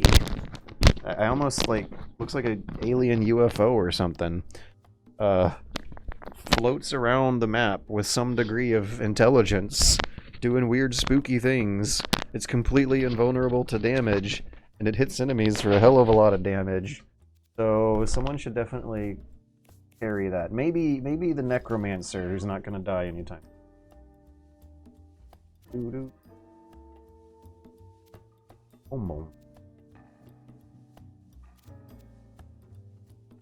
Who has low health but immobility?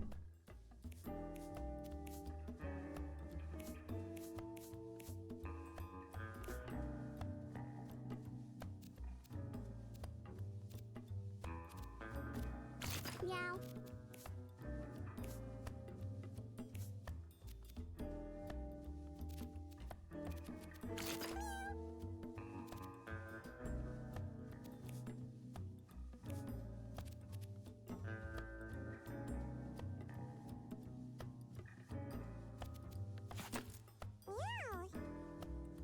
This guy has low HP, and he'll probably be spawning familiars after a couple levels. 2 cats are in need of glasses, and I only have 1 pair of glasses to go around. Who's gonna be exploding more bodies, the Necromancer or the Druid? Probably the Necromancer.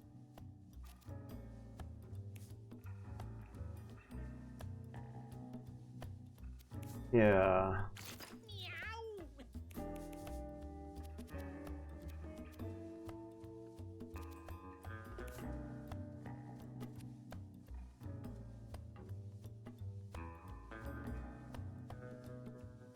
Eddie is so sweet. Boom, boom, boom. Boom, boom.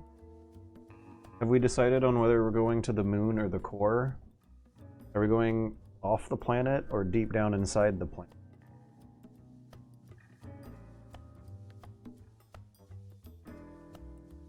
I'm just trying to decide what hat to wear. Which cat? I think the toxic canister is just going to stay in the garbage, but first, okay. Top text can take the mana cost better than the thief can.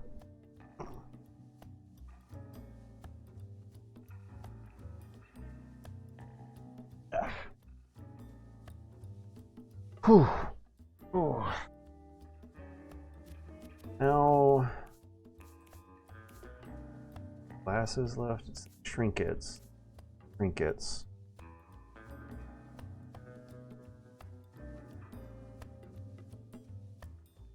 Boom, boom, boom. The guys with low HP should probably have a healing item. Meow. And I might decide better later on. Oh.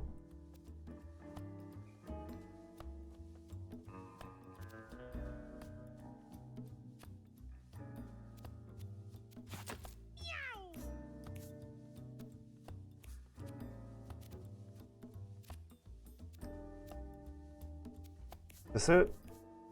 What our team is going to look like?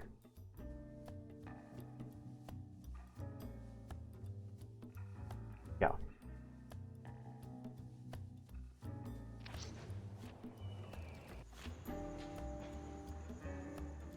Whether or not it's core or moon, it's going to be the desert. Cave's not. Where's that from? That's a reference to something. It's all a reference to something.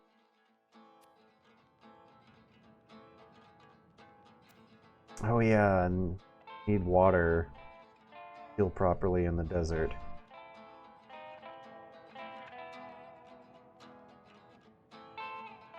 Okay, Twitch chat. What's up? Let me catch up. Oh man, OBS froze.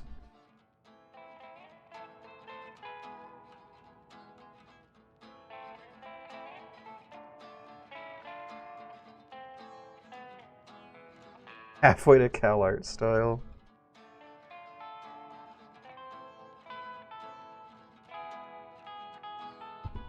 Is the game video back? I'm looking at it on Twitch and it looks like it's going.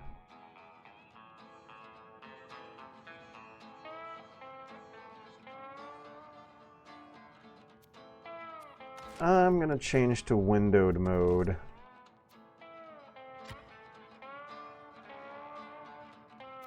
Alright, now did this kill the stream? Yes, yes it did. Cute. It did bring OBS back though. Interesting.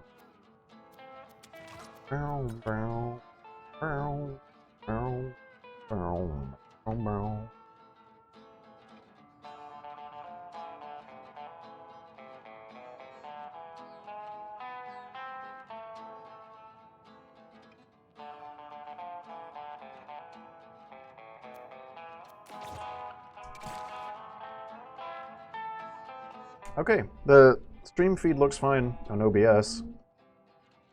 I'm good. Switch the game. Yep. Okay, let's get going. But yeah.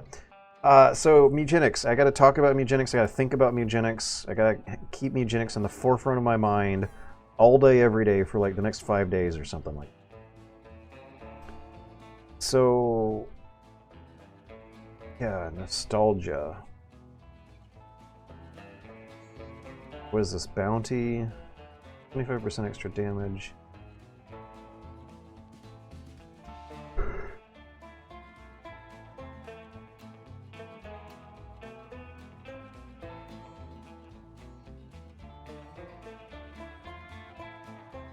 Is the game audio too quiet?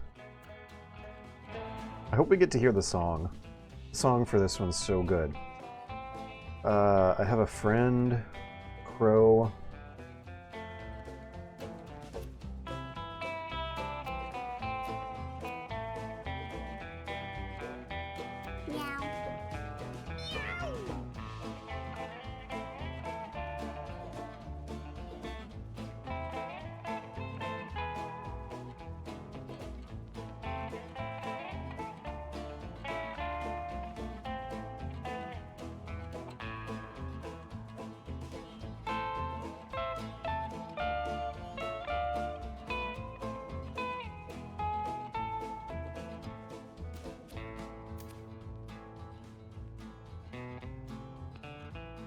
I think the thief and the crow should be able to kill this guy with no real risks.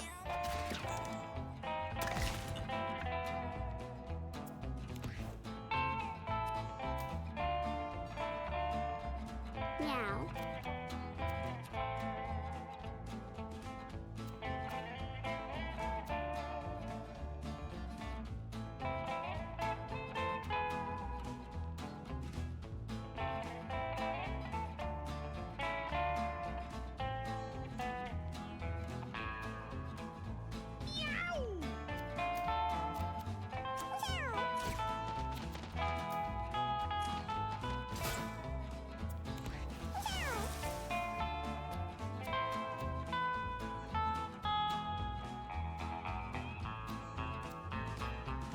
Meow.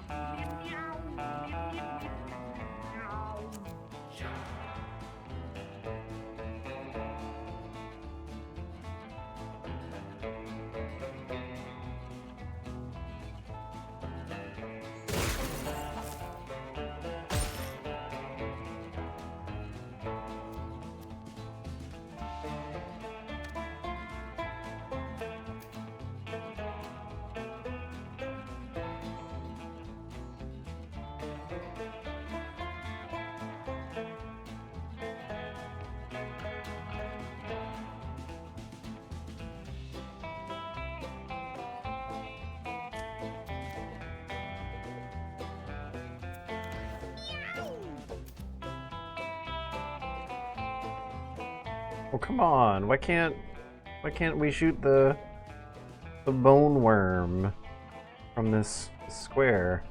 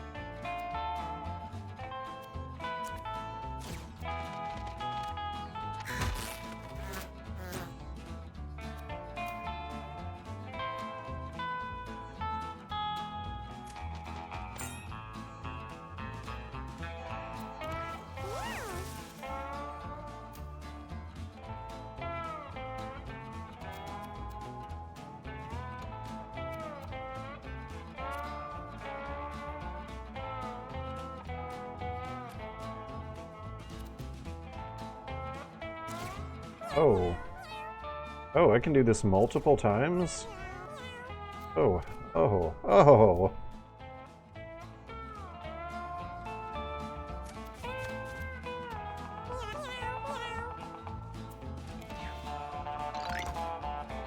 Meow. So this basic attack of mine should one-hit kill the bad guy, but there's an ally in the way.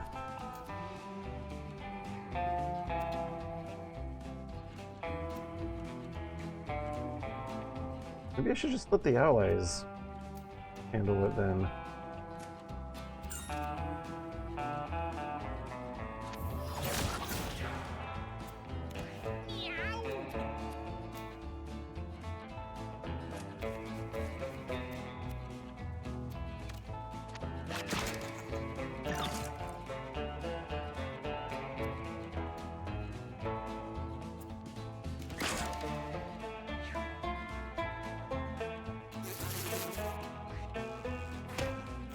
What is this thing? What is the steel fly? Is this from some weird old 80s movie or something? What movie?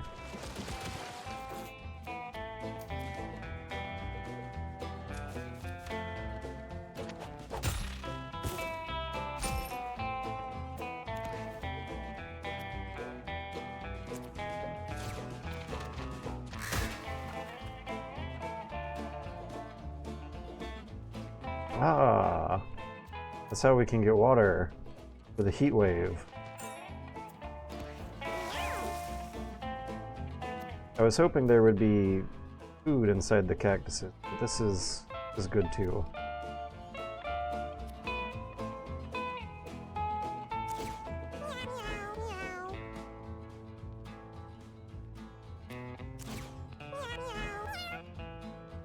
Heal all. We didn't heal the crow.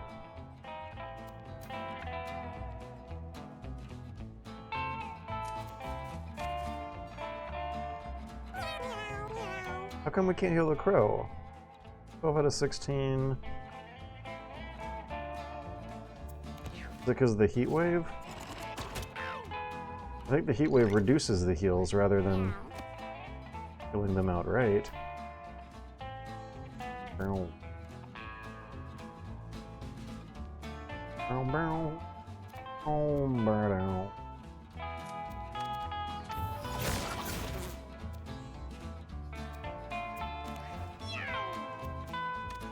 Meow.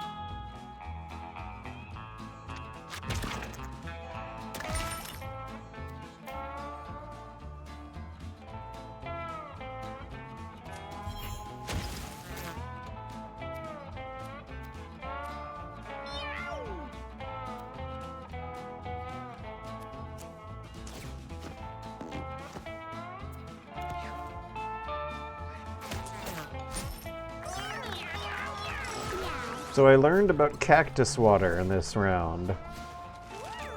Gonna come in useful. Is that a vampire, like, steak I got?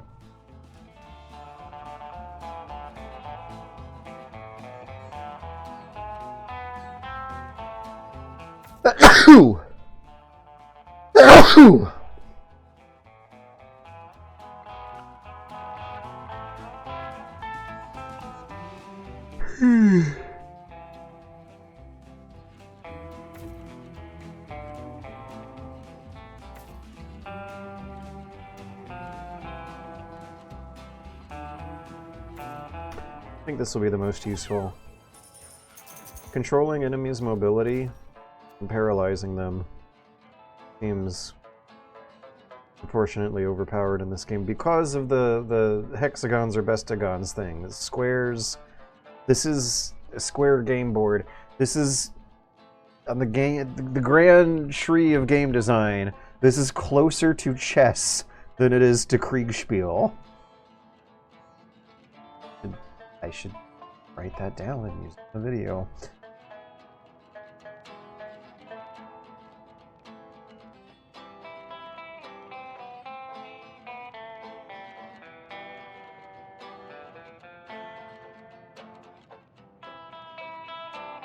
Eugenics is closer to chess than it is to Kriegspiel because of the square board. No curved movements. Diagonal movement costs twice. Ugh.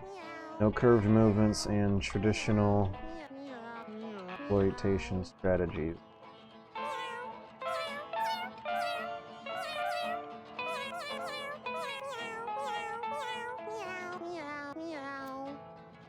Railroad spikes.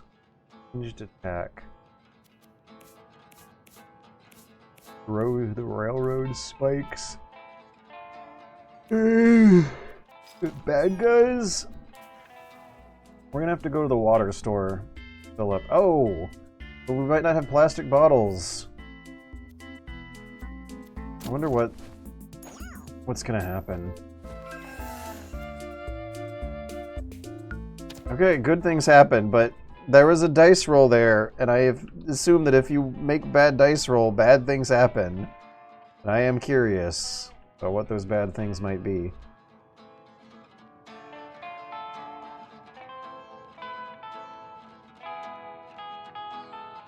Wait, the game window froze again?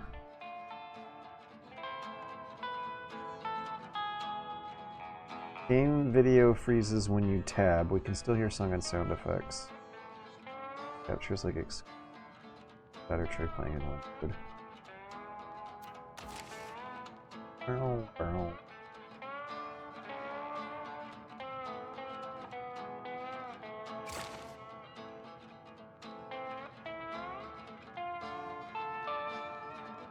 Bow, bow, bow, bow.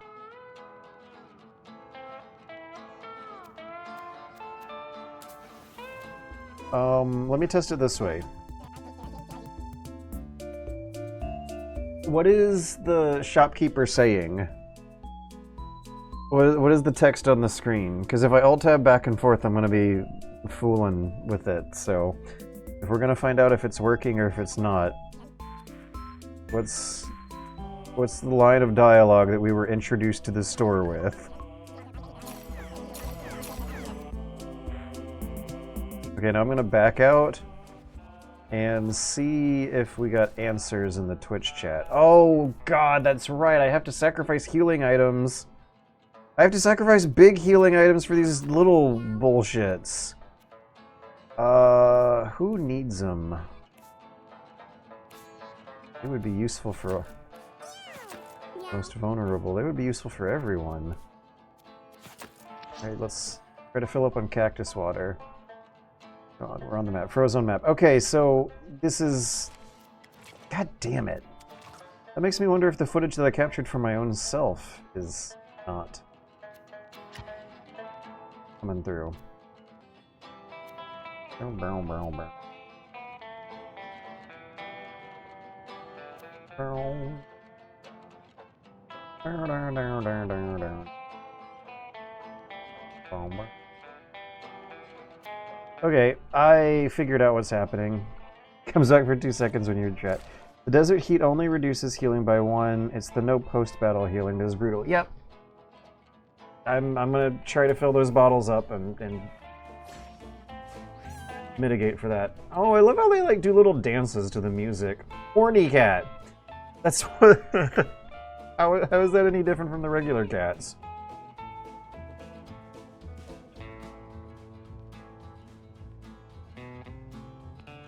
Oh, the bounty hunters. These are really interesting.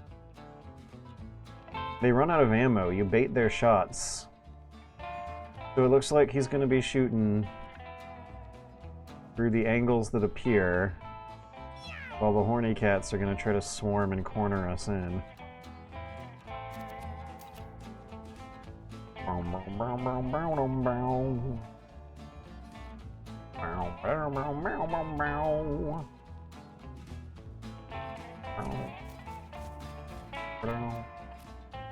Meow.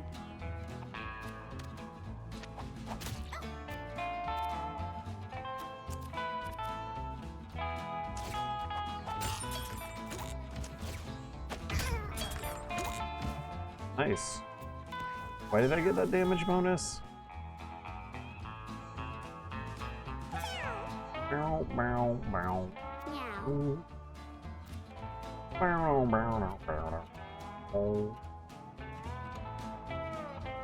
Ooh. No, this control air move might be pretty useful for propelling useful ally into the thick of danger, but that looks like what I want anyone to be doing right. Bow, bow, bow, bow, down, bow, down, bow, down.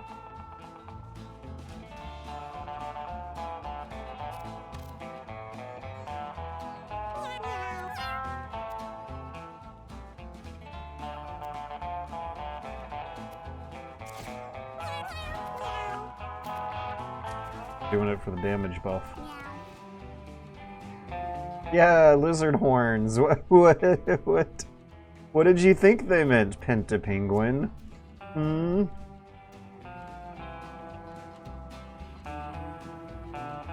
Ugh, look at their faces in the upper right.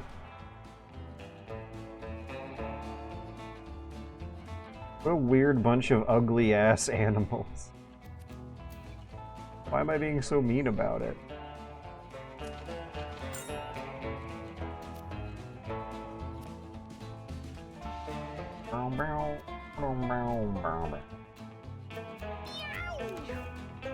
Meow.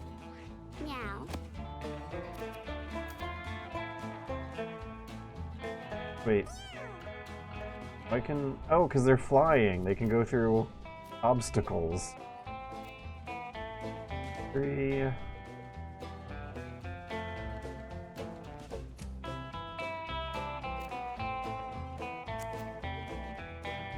Hey! It'll be an insanely useful move. Good damage, too, apparently. Wait! Oh, there are no cactuses after all those water bottles that I purchased. There's no cactuses that can burst out delicious water for me to fill them with. Bow.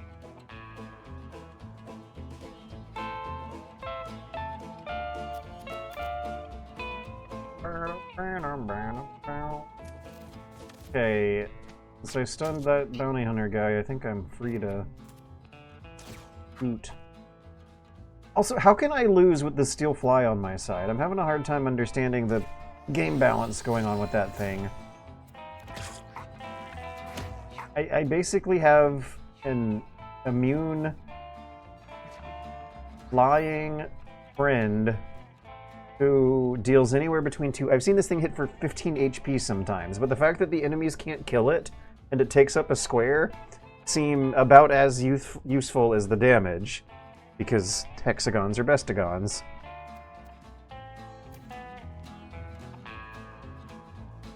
Oh, yeah, okay. It has to do with, in games of territorial conflict, being able to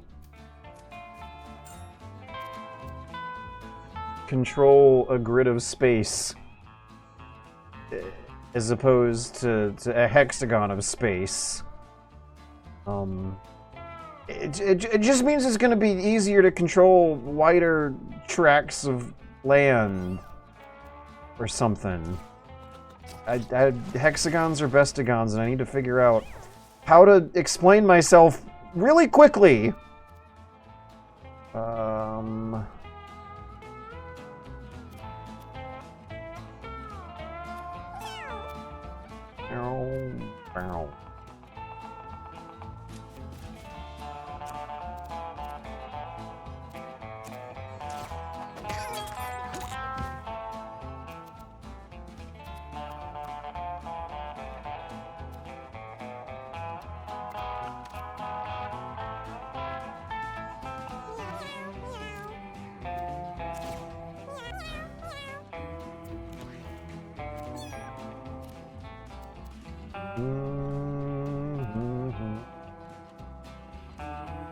Oh, look at that. He's even blocking the bullets for me. I can use this steel fly like a tank.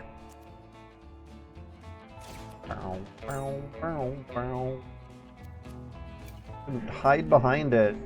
Well, to get closer to the enemy.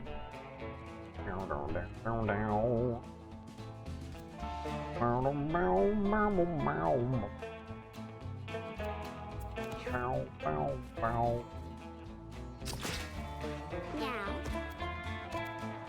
Thought it was safe. Gives. Meow.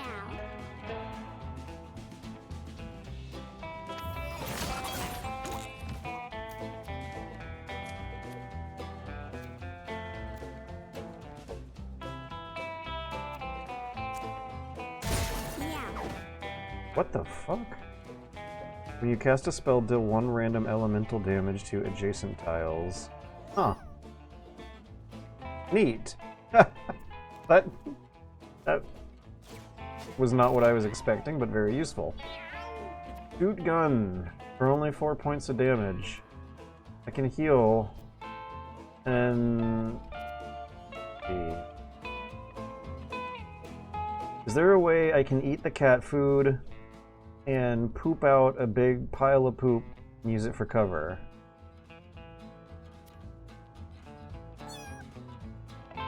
When you heal, deal 1 damage to each enemy? Okay, that's one way to return fire.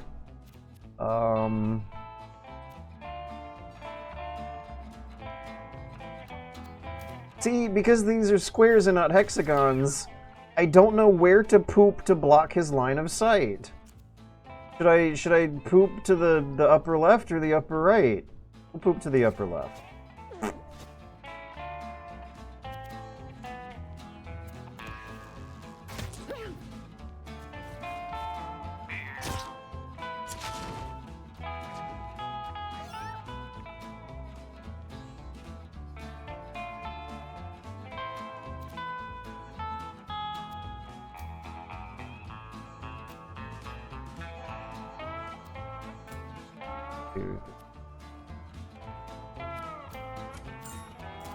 No, the bird's blocking my line of sight.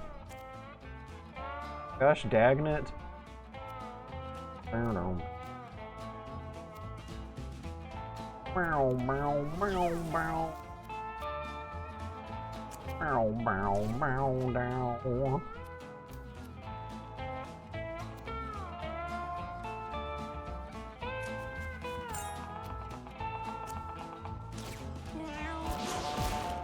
Uh-oh, that just made the fire worse.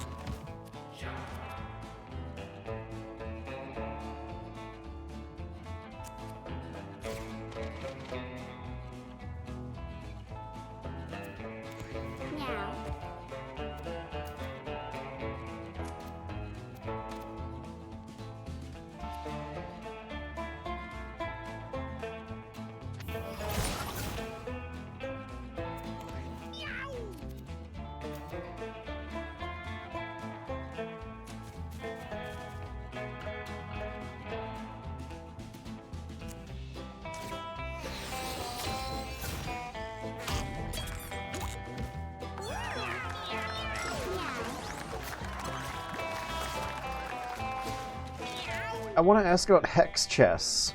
Is hex chess a thing? Does hex chess exist?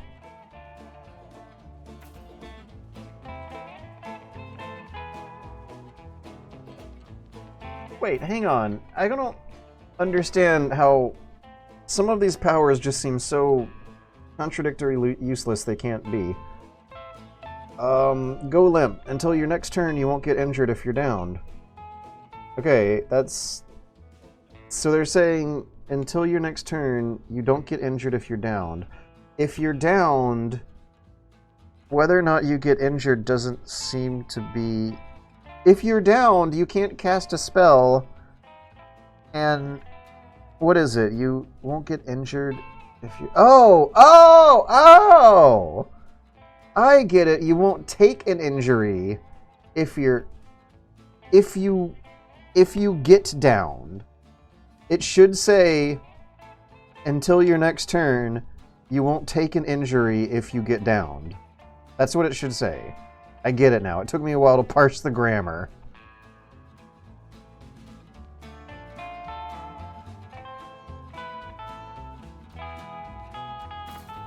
Oh, V. Winters. What a wonderful list of game design terms. Action economy. I'm copy-pasting all of this. Action economy, terrain advantage, space control, grid constraints.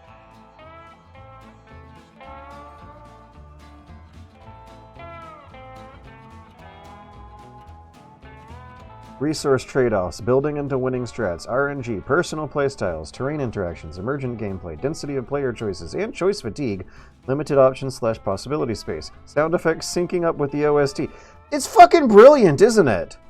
Yeah, no, like, this is super duper high quality game design combining with super duper high quality aesthetic design in a way that seems like the current pinnacle peak of a Newgrounds art style that I don't immediately associate with nostalgia because it's been around for all of my life and never went away for a chunk of that life. Yeah, just a few years earlier, I wasn't playing, but I was ingesting material for The End Is Nigh. I was watching, I don't remember the name of it, but there was a Newgrounds style top-down Zombies Ate My Neighbors style shooter ground that I was watching a fan play in the Discord a few weeks ago. The other thing is, I don't think enough people mention about how the staples of mobile game design are imitative of what were the staples of Flash game designs, which Newgrounds is a part of, so it felt like I never really went away from Stick Fighter and Toss the Turtle, because those got turned into Angry Birds and stuff. Angry Birds is Toss the Turtle. Yeah, there's a name of the progenitor of that genre, and I think it was on Newgrounds. The games, the low value time waster games where you throw an object across a long distance and it hits items on the way down. Pinball! Yes, pachinko, plinko. A progenitor pinball style throw a ball and watch it bounce around a bunch of stuff to get points game is it's probably going to be starting earlier on the family tree on Newgrounds before any cell phones. I am not explaining that elegantly, but there's a good concept there, and that is that Newgrounds doesn't ring nostalgic for me because it's like it never went away. It's associated with the time and place, but the stuff that it's associated with became normal. That's the thing. Yeah, Newgrounds was like Steam before Steam. Newgrounds was where you would go for artsy indie gaming. Newgrounds was always there and will always be there. Newgrounds is eternal. There we go. Eternal Servitude sounds fun. That sounds really fun.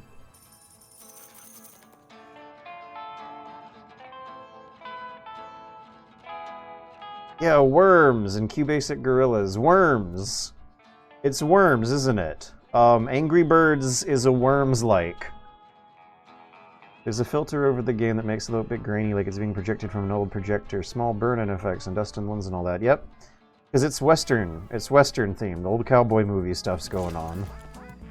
Bow, bow, bow. I really want to get to the boss because the song is so good in this area. Bow, bow, bow, bow, bow, bow, bow.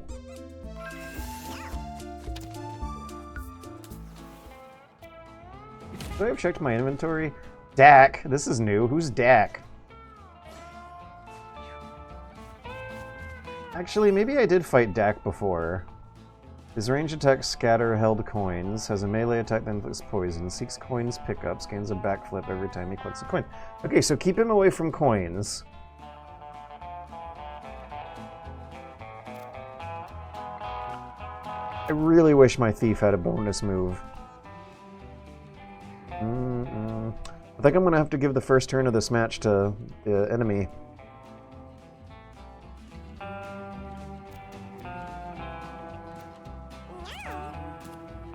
One, two, three, four, five.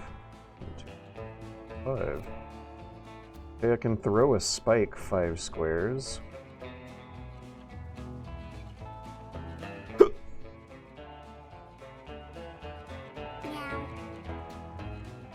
Oh, let's get water from the cactus. Let's refill our water bottles. Actually, let's just fill our water bottles. We don't have any water in our water bottles. Bow, bow, bow, bow, bow, bow, bow, bow. Bow, bow, bow, bow, bow.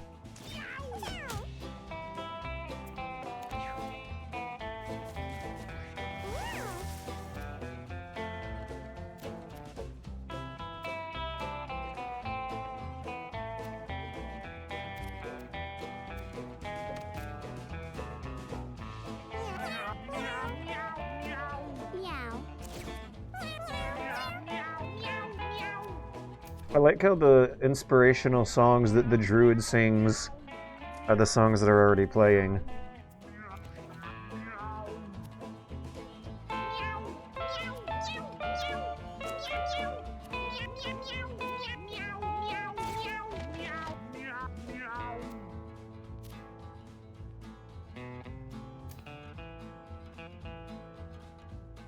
Should we surround him or take cover behind the closest thing to a tank we're gonna get?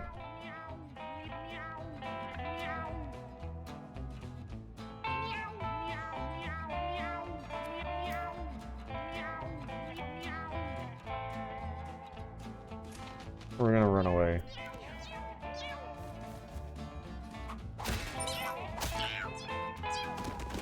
I got distracted by a little water puddle.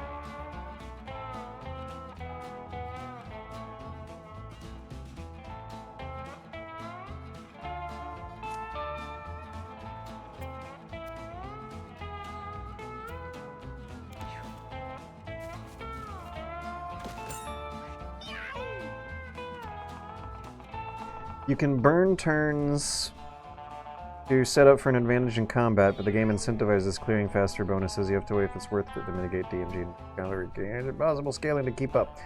The other thing is that it means I can't do my favorite thing to do in strategy games, and that is like figure out how to turtle up infinitely. I got a character who could build turrets, and like you could just wait out, really play the timer. Have an artillery battle, and the timer gets really mad at you if you do that and starts applying all sorts of increasingly ridiculous sudden death rules. It's such a good game! Down, down, down, down, down, down, down.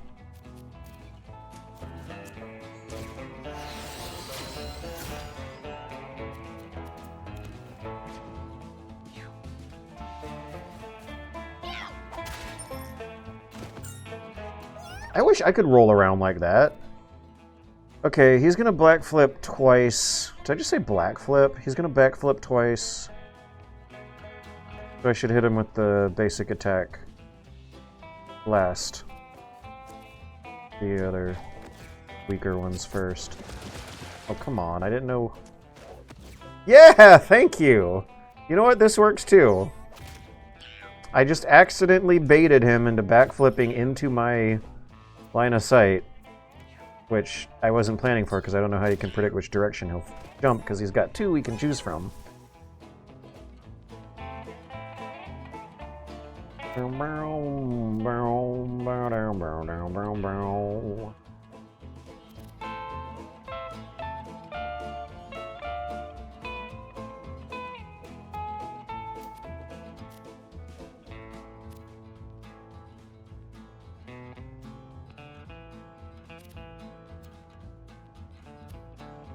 Druid's been having a real useless time.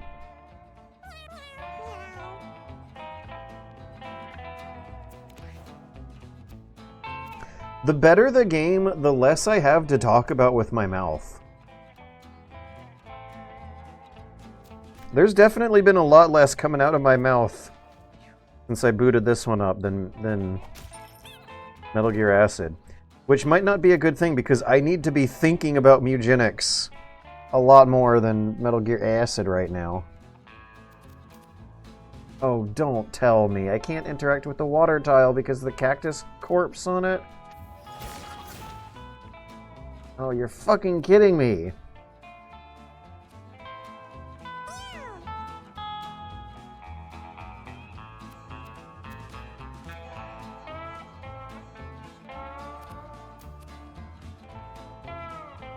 So how do we fill up on water? Why do they show us that water tile just to tease us and throw it away from us?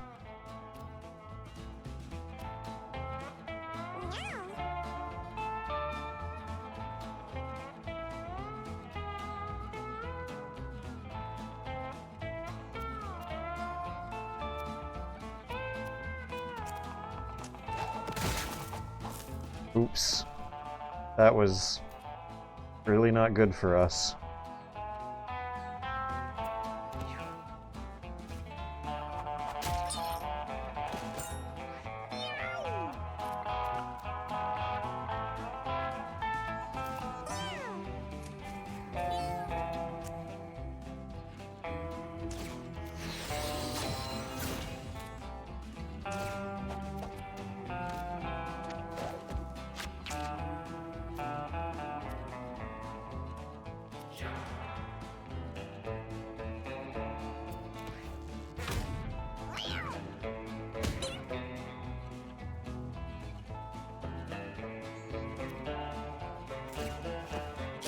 There was ever a time for that chicken, now is probably it. Alright, I don't see any backflips on his report card. Yeah, 16. I think we got him.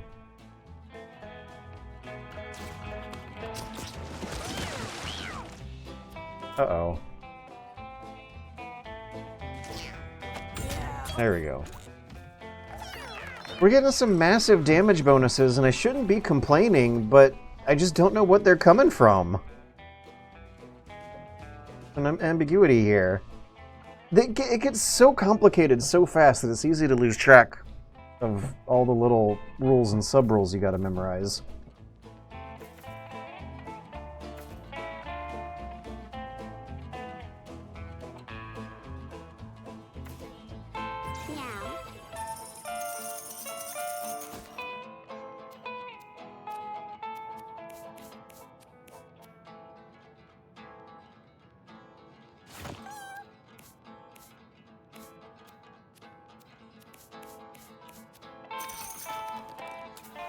He just sold me a bunch of empty plastic, only for me to show up desperately later wanting to buy it for more money.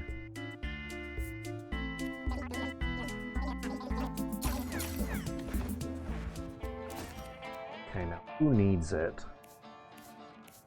Everyone's at full. Meow. Meow. Oh, by the way, is it just me or in my colorblind ass eyes, or is it kind of really hard to tell actually between the water bottle that's full empty and half? The color of the water inside the bottle is really close to the empty water bottle. Yes, I have played Into the Breach. That was a Square game.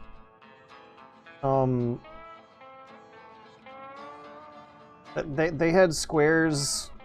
That was a square-based, turn-based, thinking, brain-based, based game.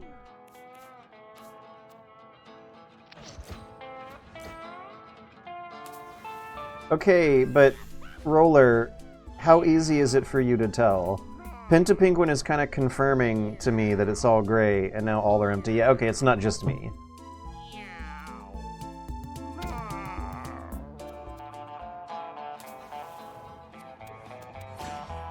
So top text got nostalgia depression or something.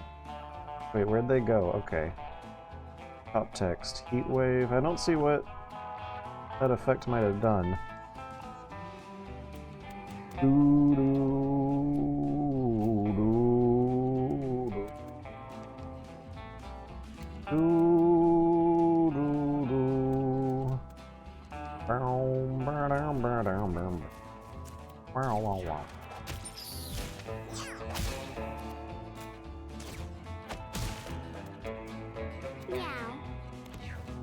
That was a very productive first turn. You're gonna shoot me again later on.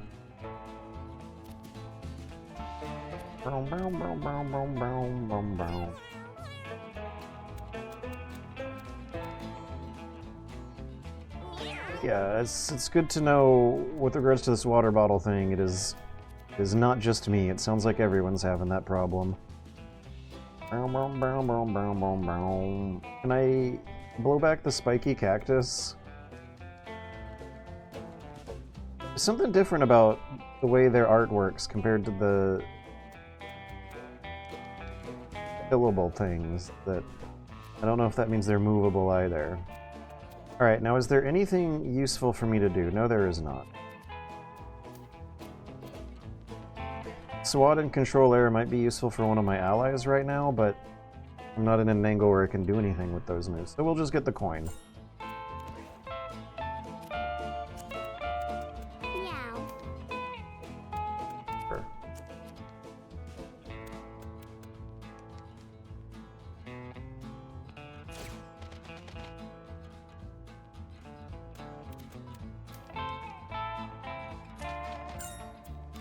Meow.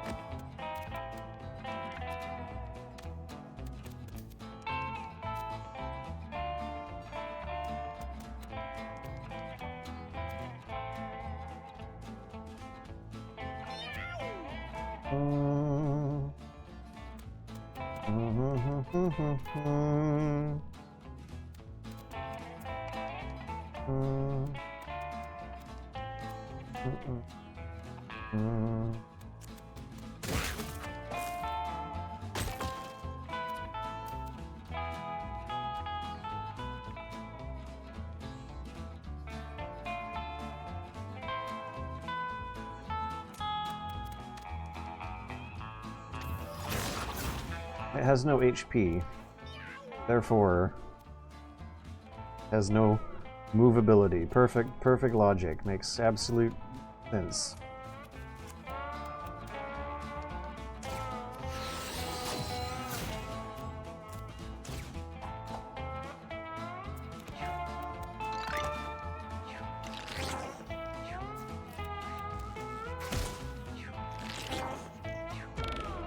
That little metal ball is so ridiculously useful. Also, it's almost always a good idea to kill the birds and ask questions later, right?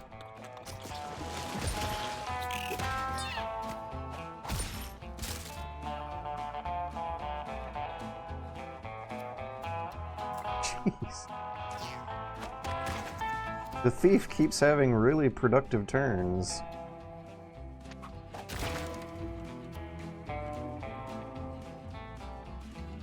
Oh my gosh, I'm in a water tile. The rest of the gang needs to know, how did this even happen? Okay, I think I remember trash, garbage. I remember exploding this carcass thing. Now, whether or not they're actually going to make it to the other side of the map to take advantage of that water might not happen after all.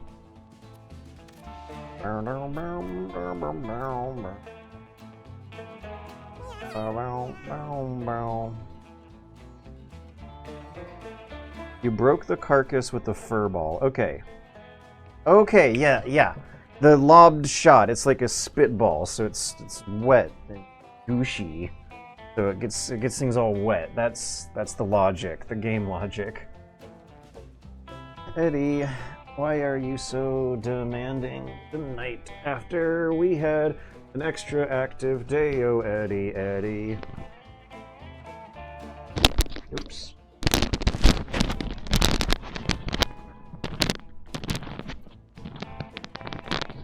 Hey, Eddie, lick the microphone. Yeah, he's doing it. Oh, buddy.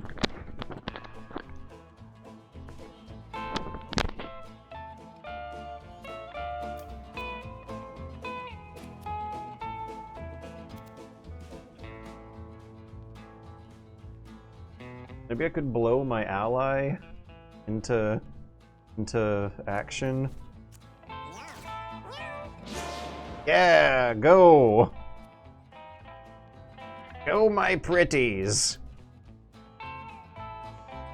Oh, nice. He gets to attack very next turn.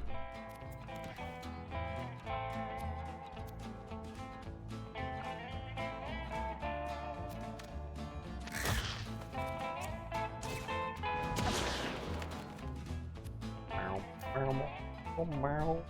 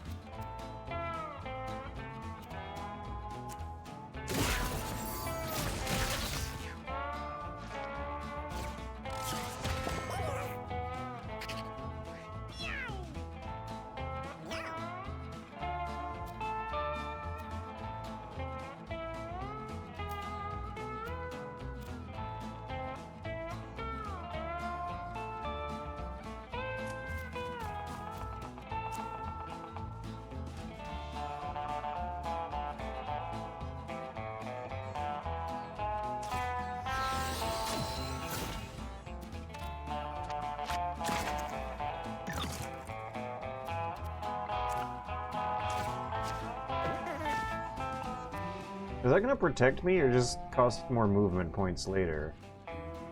Because I think it lobs.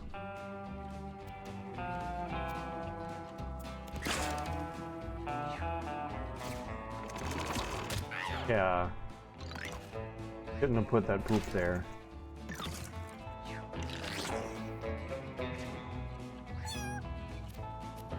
Alright, check this out. Wet hairball. Boy, you googaba! Ah! What did I do?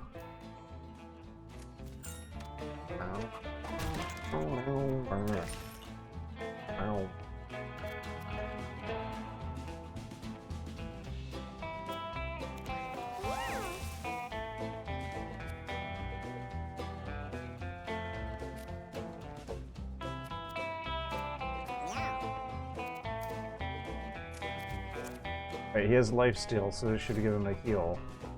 Oh, that did no damage.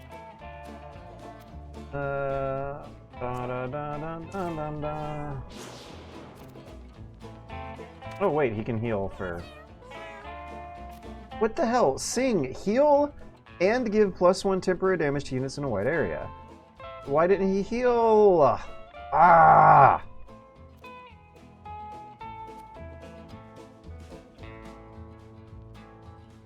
Okay. Wingdings. and top text. You should get a point from inspirational song, right? Top text didn't. Wingdings did. -1 healing from desert heat. Yeah, maybe. I think I mentioned earlier that I could really use like a text log. As clean as the iconography is, it's just not enough to get the complexity of everything going on in the game. As clean as the iconography is, sometimes it's just too clean.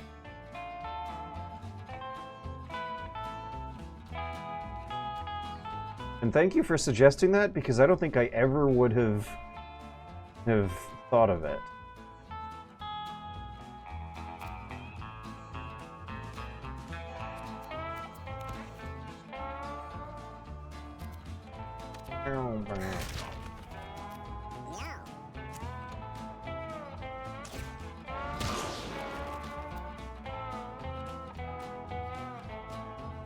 I wonder if it's the wet furball.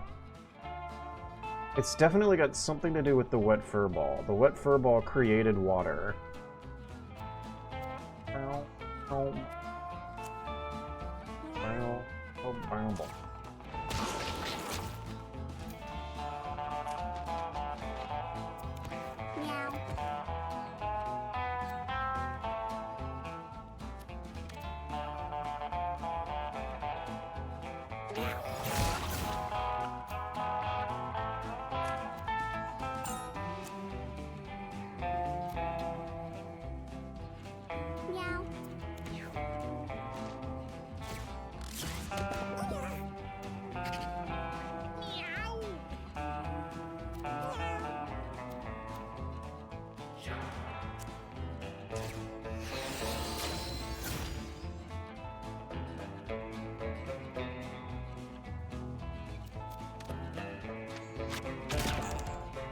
Oh man, didn't get anything from the lifesteal, because I wasn't stealing life, I was merely stealing.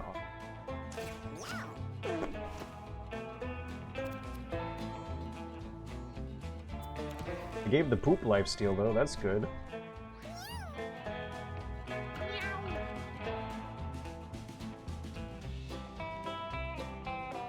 Okay, let's see what this wet hairball spell does to a corpse and a poop. Water.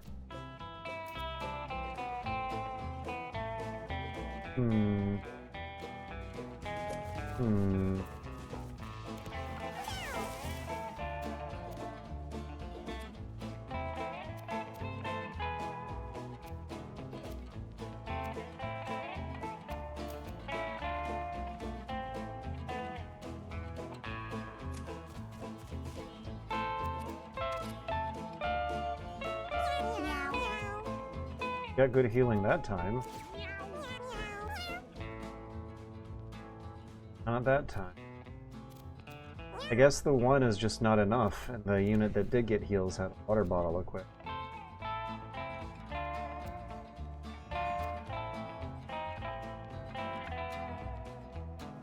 I want to be biding out my time to get them to fill their water up, but there's not going to be enough time. They won't be able to make it to the other side of the map to get the water. Everyone else who's over there on the water side of the map doesn't need it. Maybe the water tile was always there, but it was hard to see until you... Yeah, that's the other thing I need to mention, is that sometimes the graphics are too big and chunky and eye-catching. Sometimes the graphics are bad. Right, I do have an empty water bottle I'd like to use. It. Ah! What was that? I think the steel fly gonna... Yep. So... my character was 1 square away from a delicious watery puddle they could refill their water bottle in, but instead they're going to choose to continue wandering through the desert starving. Oh yeah, in V Winters, of all the games that have a tactical view button, this is the one where I actually press it regularly and use it. It's extremely necessary.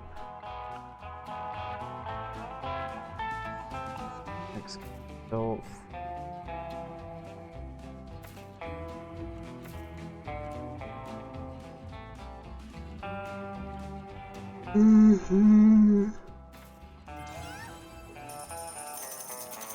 I think we're coming up on the boss here.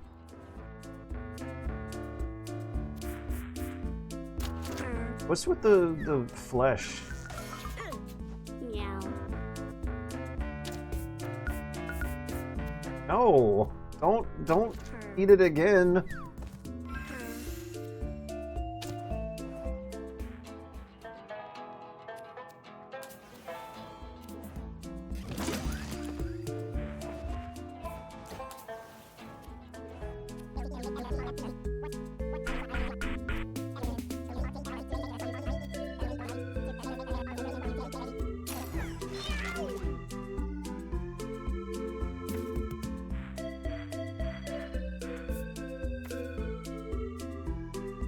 Ooh.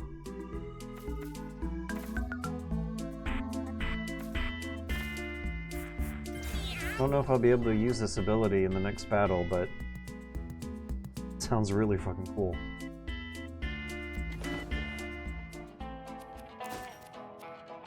So the water is not going to be as important from here on out.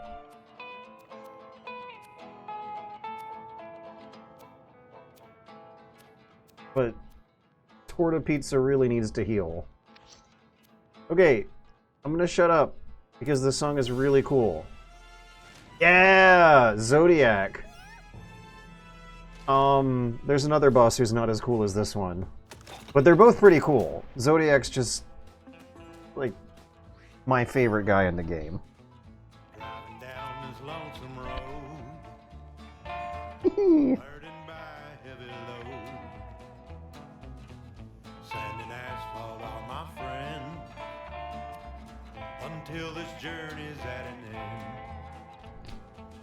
It's roadkill for my morning meal, birds of prey are at my heels. Whiskey when I take my break, huffing catnip to stay awake. I'm gonna go to the bathroom and be right back.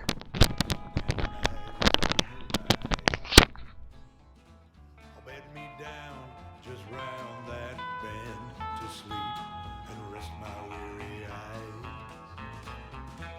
Windswept and free, being who I wanna be. Dazzled by the desert sand, Meow. wondering all about the land. Seeking high and seeking low, my nose tells me where to go. A belly full will make me feel that I'm a cool cat at the wheel. A taste of blood is in my mouth, and the road is in my bones.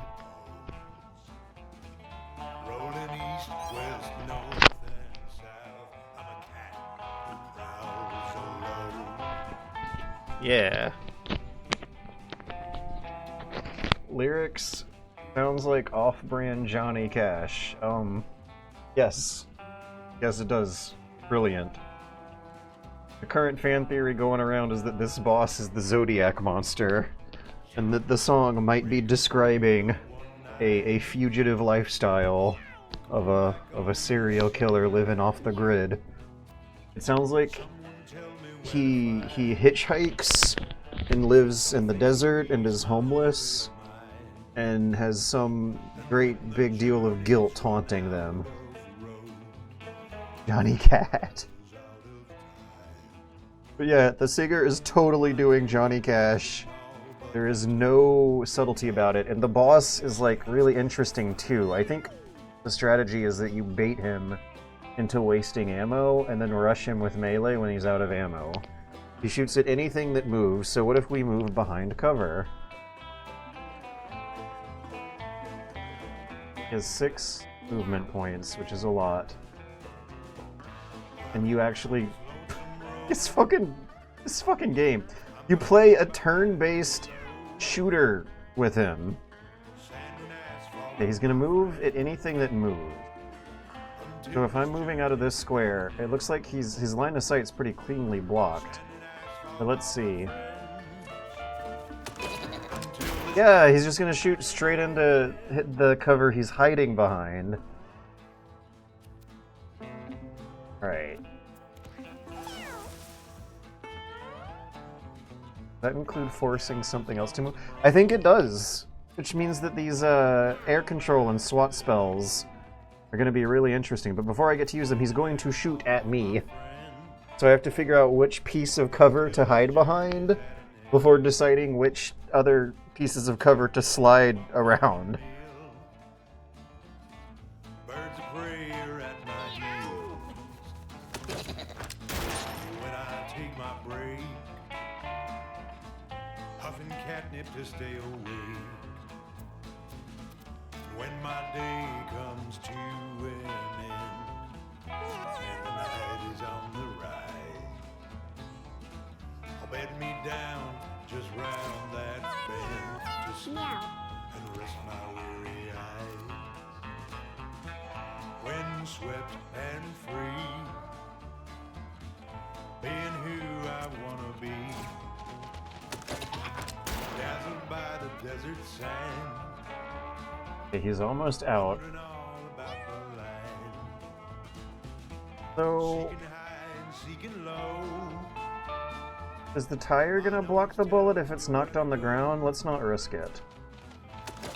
Uh-oh.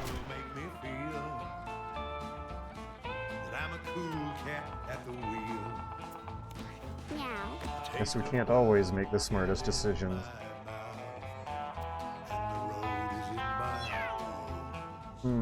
That is tempting. His next turn, we can take advantage of the stun. We could rush him with some melee damage right away.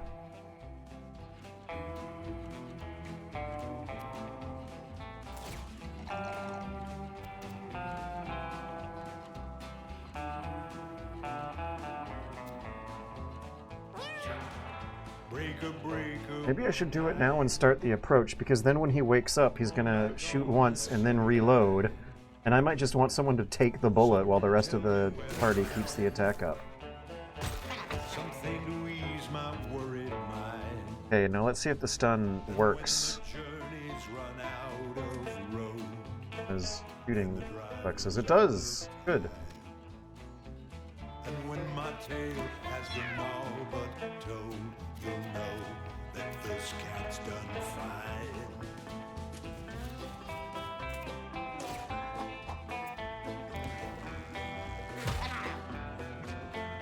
Oh, the other thing about controlling more squares, filling the screen up with minions and familiars, is that they'll draw his fire too.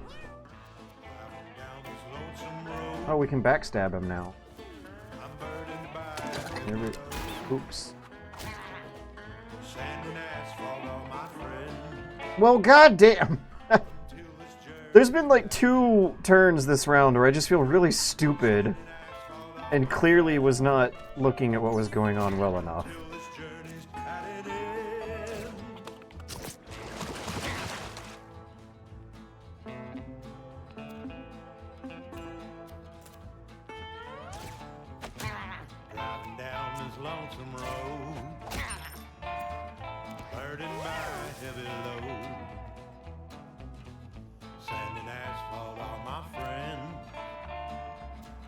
Until this journey's at an end, it's roadkill for my morning meal. Birds of prey are at my heels. Whiskey when I take my break. Huffing catnip to stay away. Wait, I don't think... No, that's just gonna put him in a harder to reach spot.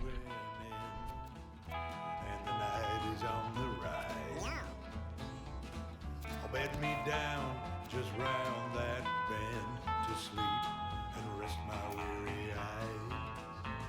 Should I go for the meat or stay safe? And free, being who I wanna be, dazzled by the desert sand, wondering all about the land, seeking high and seeking low. My nose tells me where to go. Meow. A belly full will make me feel that I'm a cool cat at the wheel. A taste of blood is in my mouth, and the road is in my bones. Rolling east, west, north, and south, I'm a cat who prowls alone.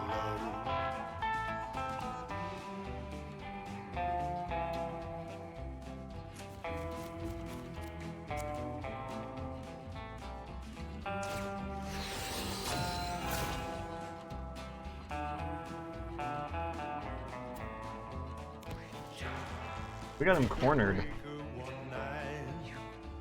Oh no, we don't. But he's only got half his health. He's out of bullets now. Wait, if I don't move... 5, 5... Cool.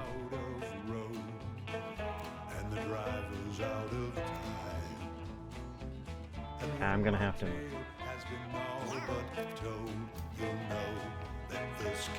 I can take the hit.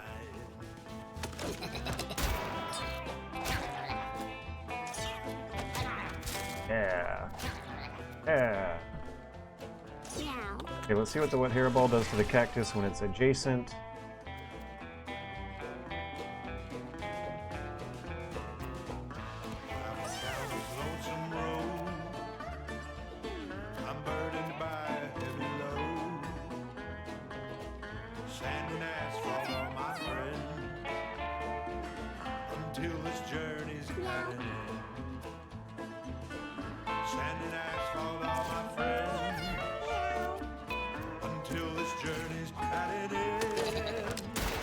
No! Actually, come to think of it, Driving down this lonesome road. these guys are going to be better receptacles of his ammo than the other guys. Sand and asphalt are my friend until this journey's at an end. It's roadkill for my morning meal. Meow. Birds of prey are at my heels. Whiskey when I take my break. Huffing catnip to stay awake. Yes. When my day comes to an end and the night is on the rise, I'll bed me down just round that bend to sleep and rest my weary eyes. Is that just a clean miss? Windswept and free. So destroying the cactus creates a water tile, but you can't walk on top of it because Dazzled by the desert of the cactus tile. Yeah, it's like the most useless water tile possible. And I also don't like how you can't backstab him because of how he'll turn around to try and shoot you even when he's out of ammo. But we got him. We got him, right? What? No! Okay, elemental damage will destroy the cactus. rolling east, west, north, and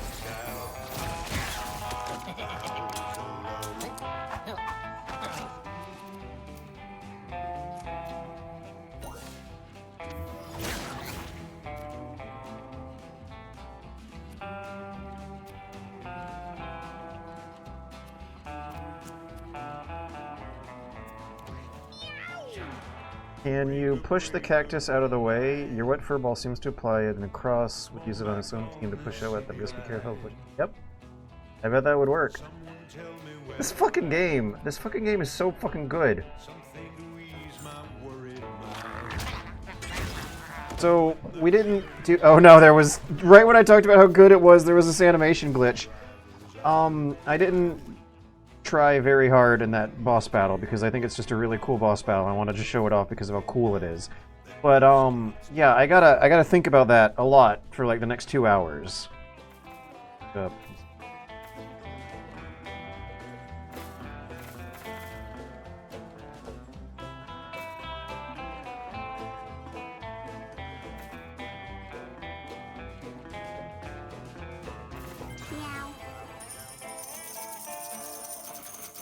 Jules and Wingdings still need some help.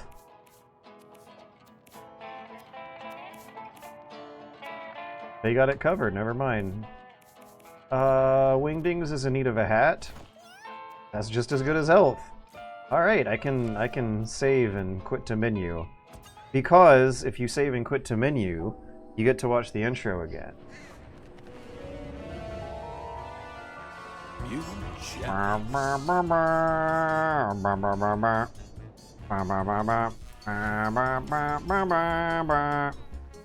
It's The Simpsons. Oh, there's even a bit of a blue-orange contrast going on, I can see. In the background. Like, as simple as the art style is... As simple as the art style is, there is a lot of complexity going on. Or at least as deceptively simple as it can be. So in the background, I think I noticed a slight orange-blue filter layer applied, where the screen was gradienting towards an orange on one side and gradienting towards the blue on the other side, and it was extremely subtle, and I doubt I would have noticed it unless I played the game a gajillion bazillion times. But that's how fucking good this game is. Is the professor the same one as Spear? Do you find yourself paying attention to different parts of the game as you learn more about it? Stuff like the turn order, certain enemies in combat, and their capabilities or the items you have equipped, and what abilities are granted. Yes. Yeah, one thing I've stopped paying attention to is trying to get some narrative story that's told to you plainly. Some very, very funny answers have come to me that I was asking questions about on the first few days, like, why are these cats getting into fights? What are we doing on these adventures? Let me tell you, the truth was shocking. I'm gonna call the stream. It's around 11:30 anyway. This was fun, and I have to continue thinking about Mewgenics for the next couple hours of night. Alright, have a good night. Good luck, everyone. Good luck with everyone's life, because everyone's life is shit right now. Ah!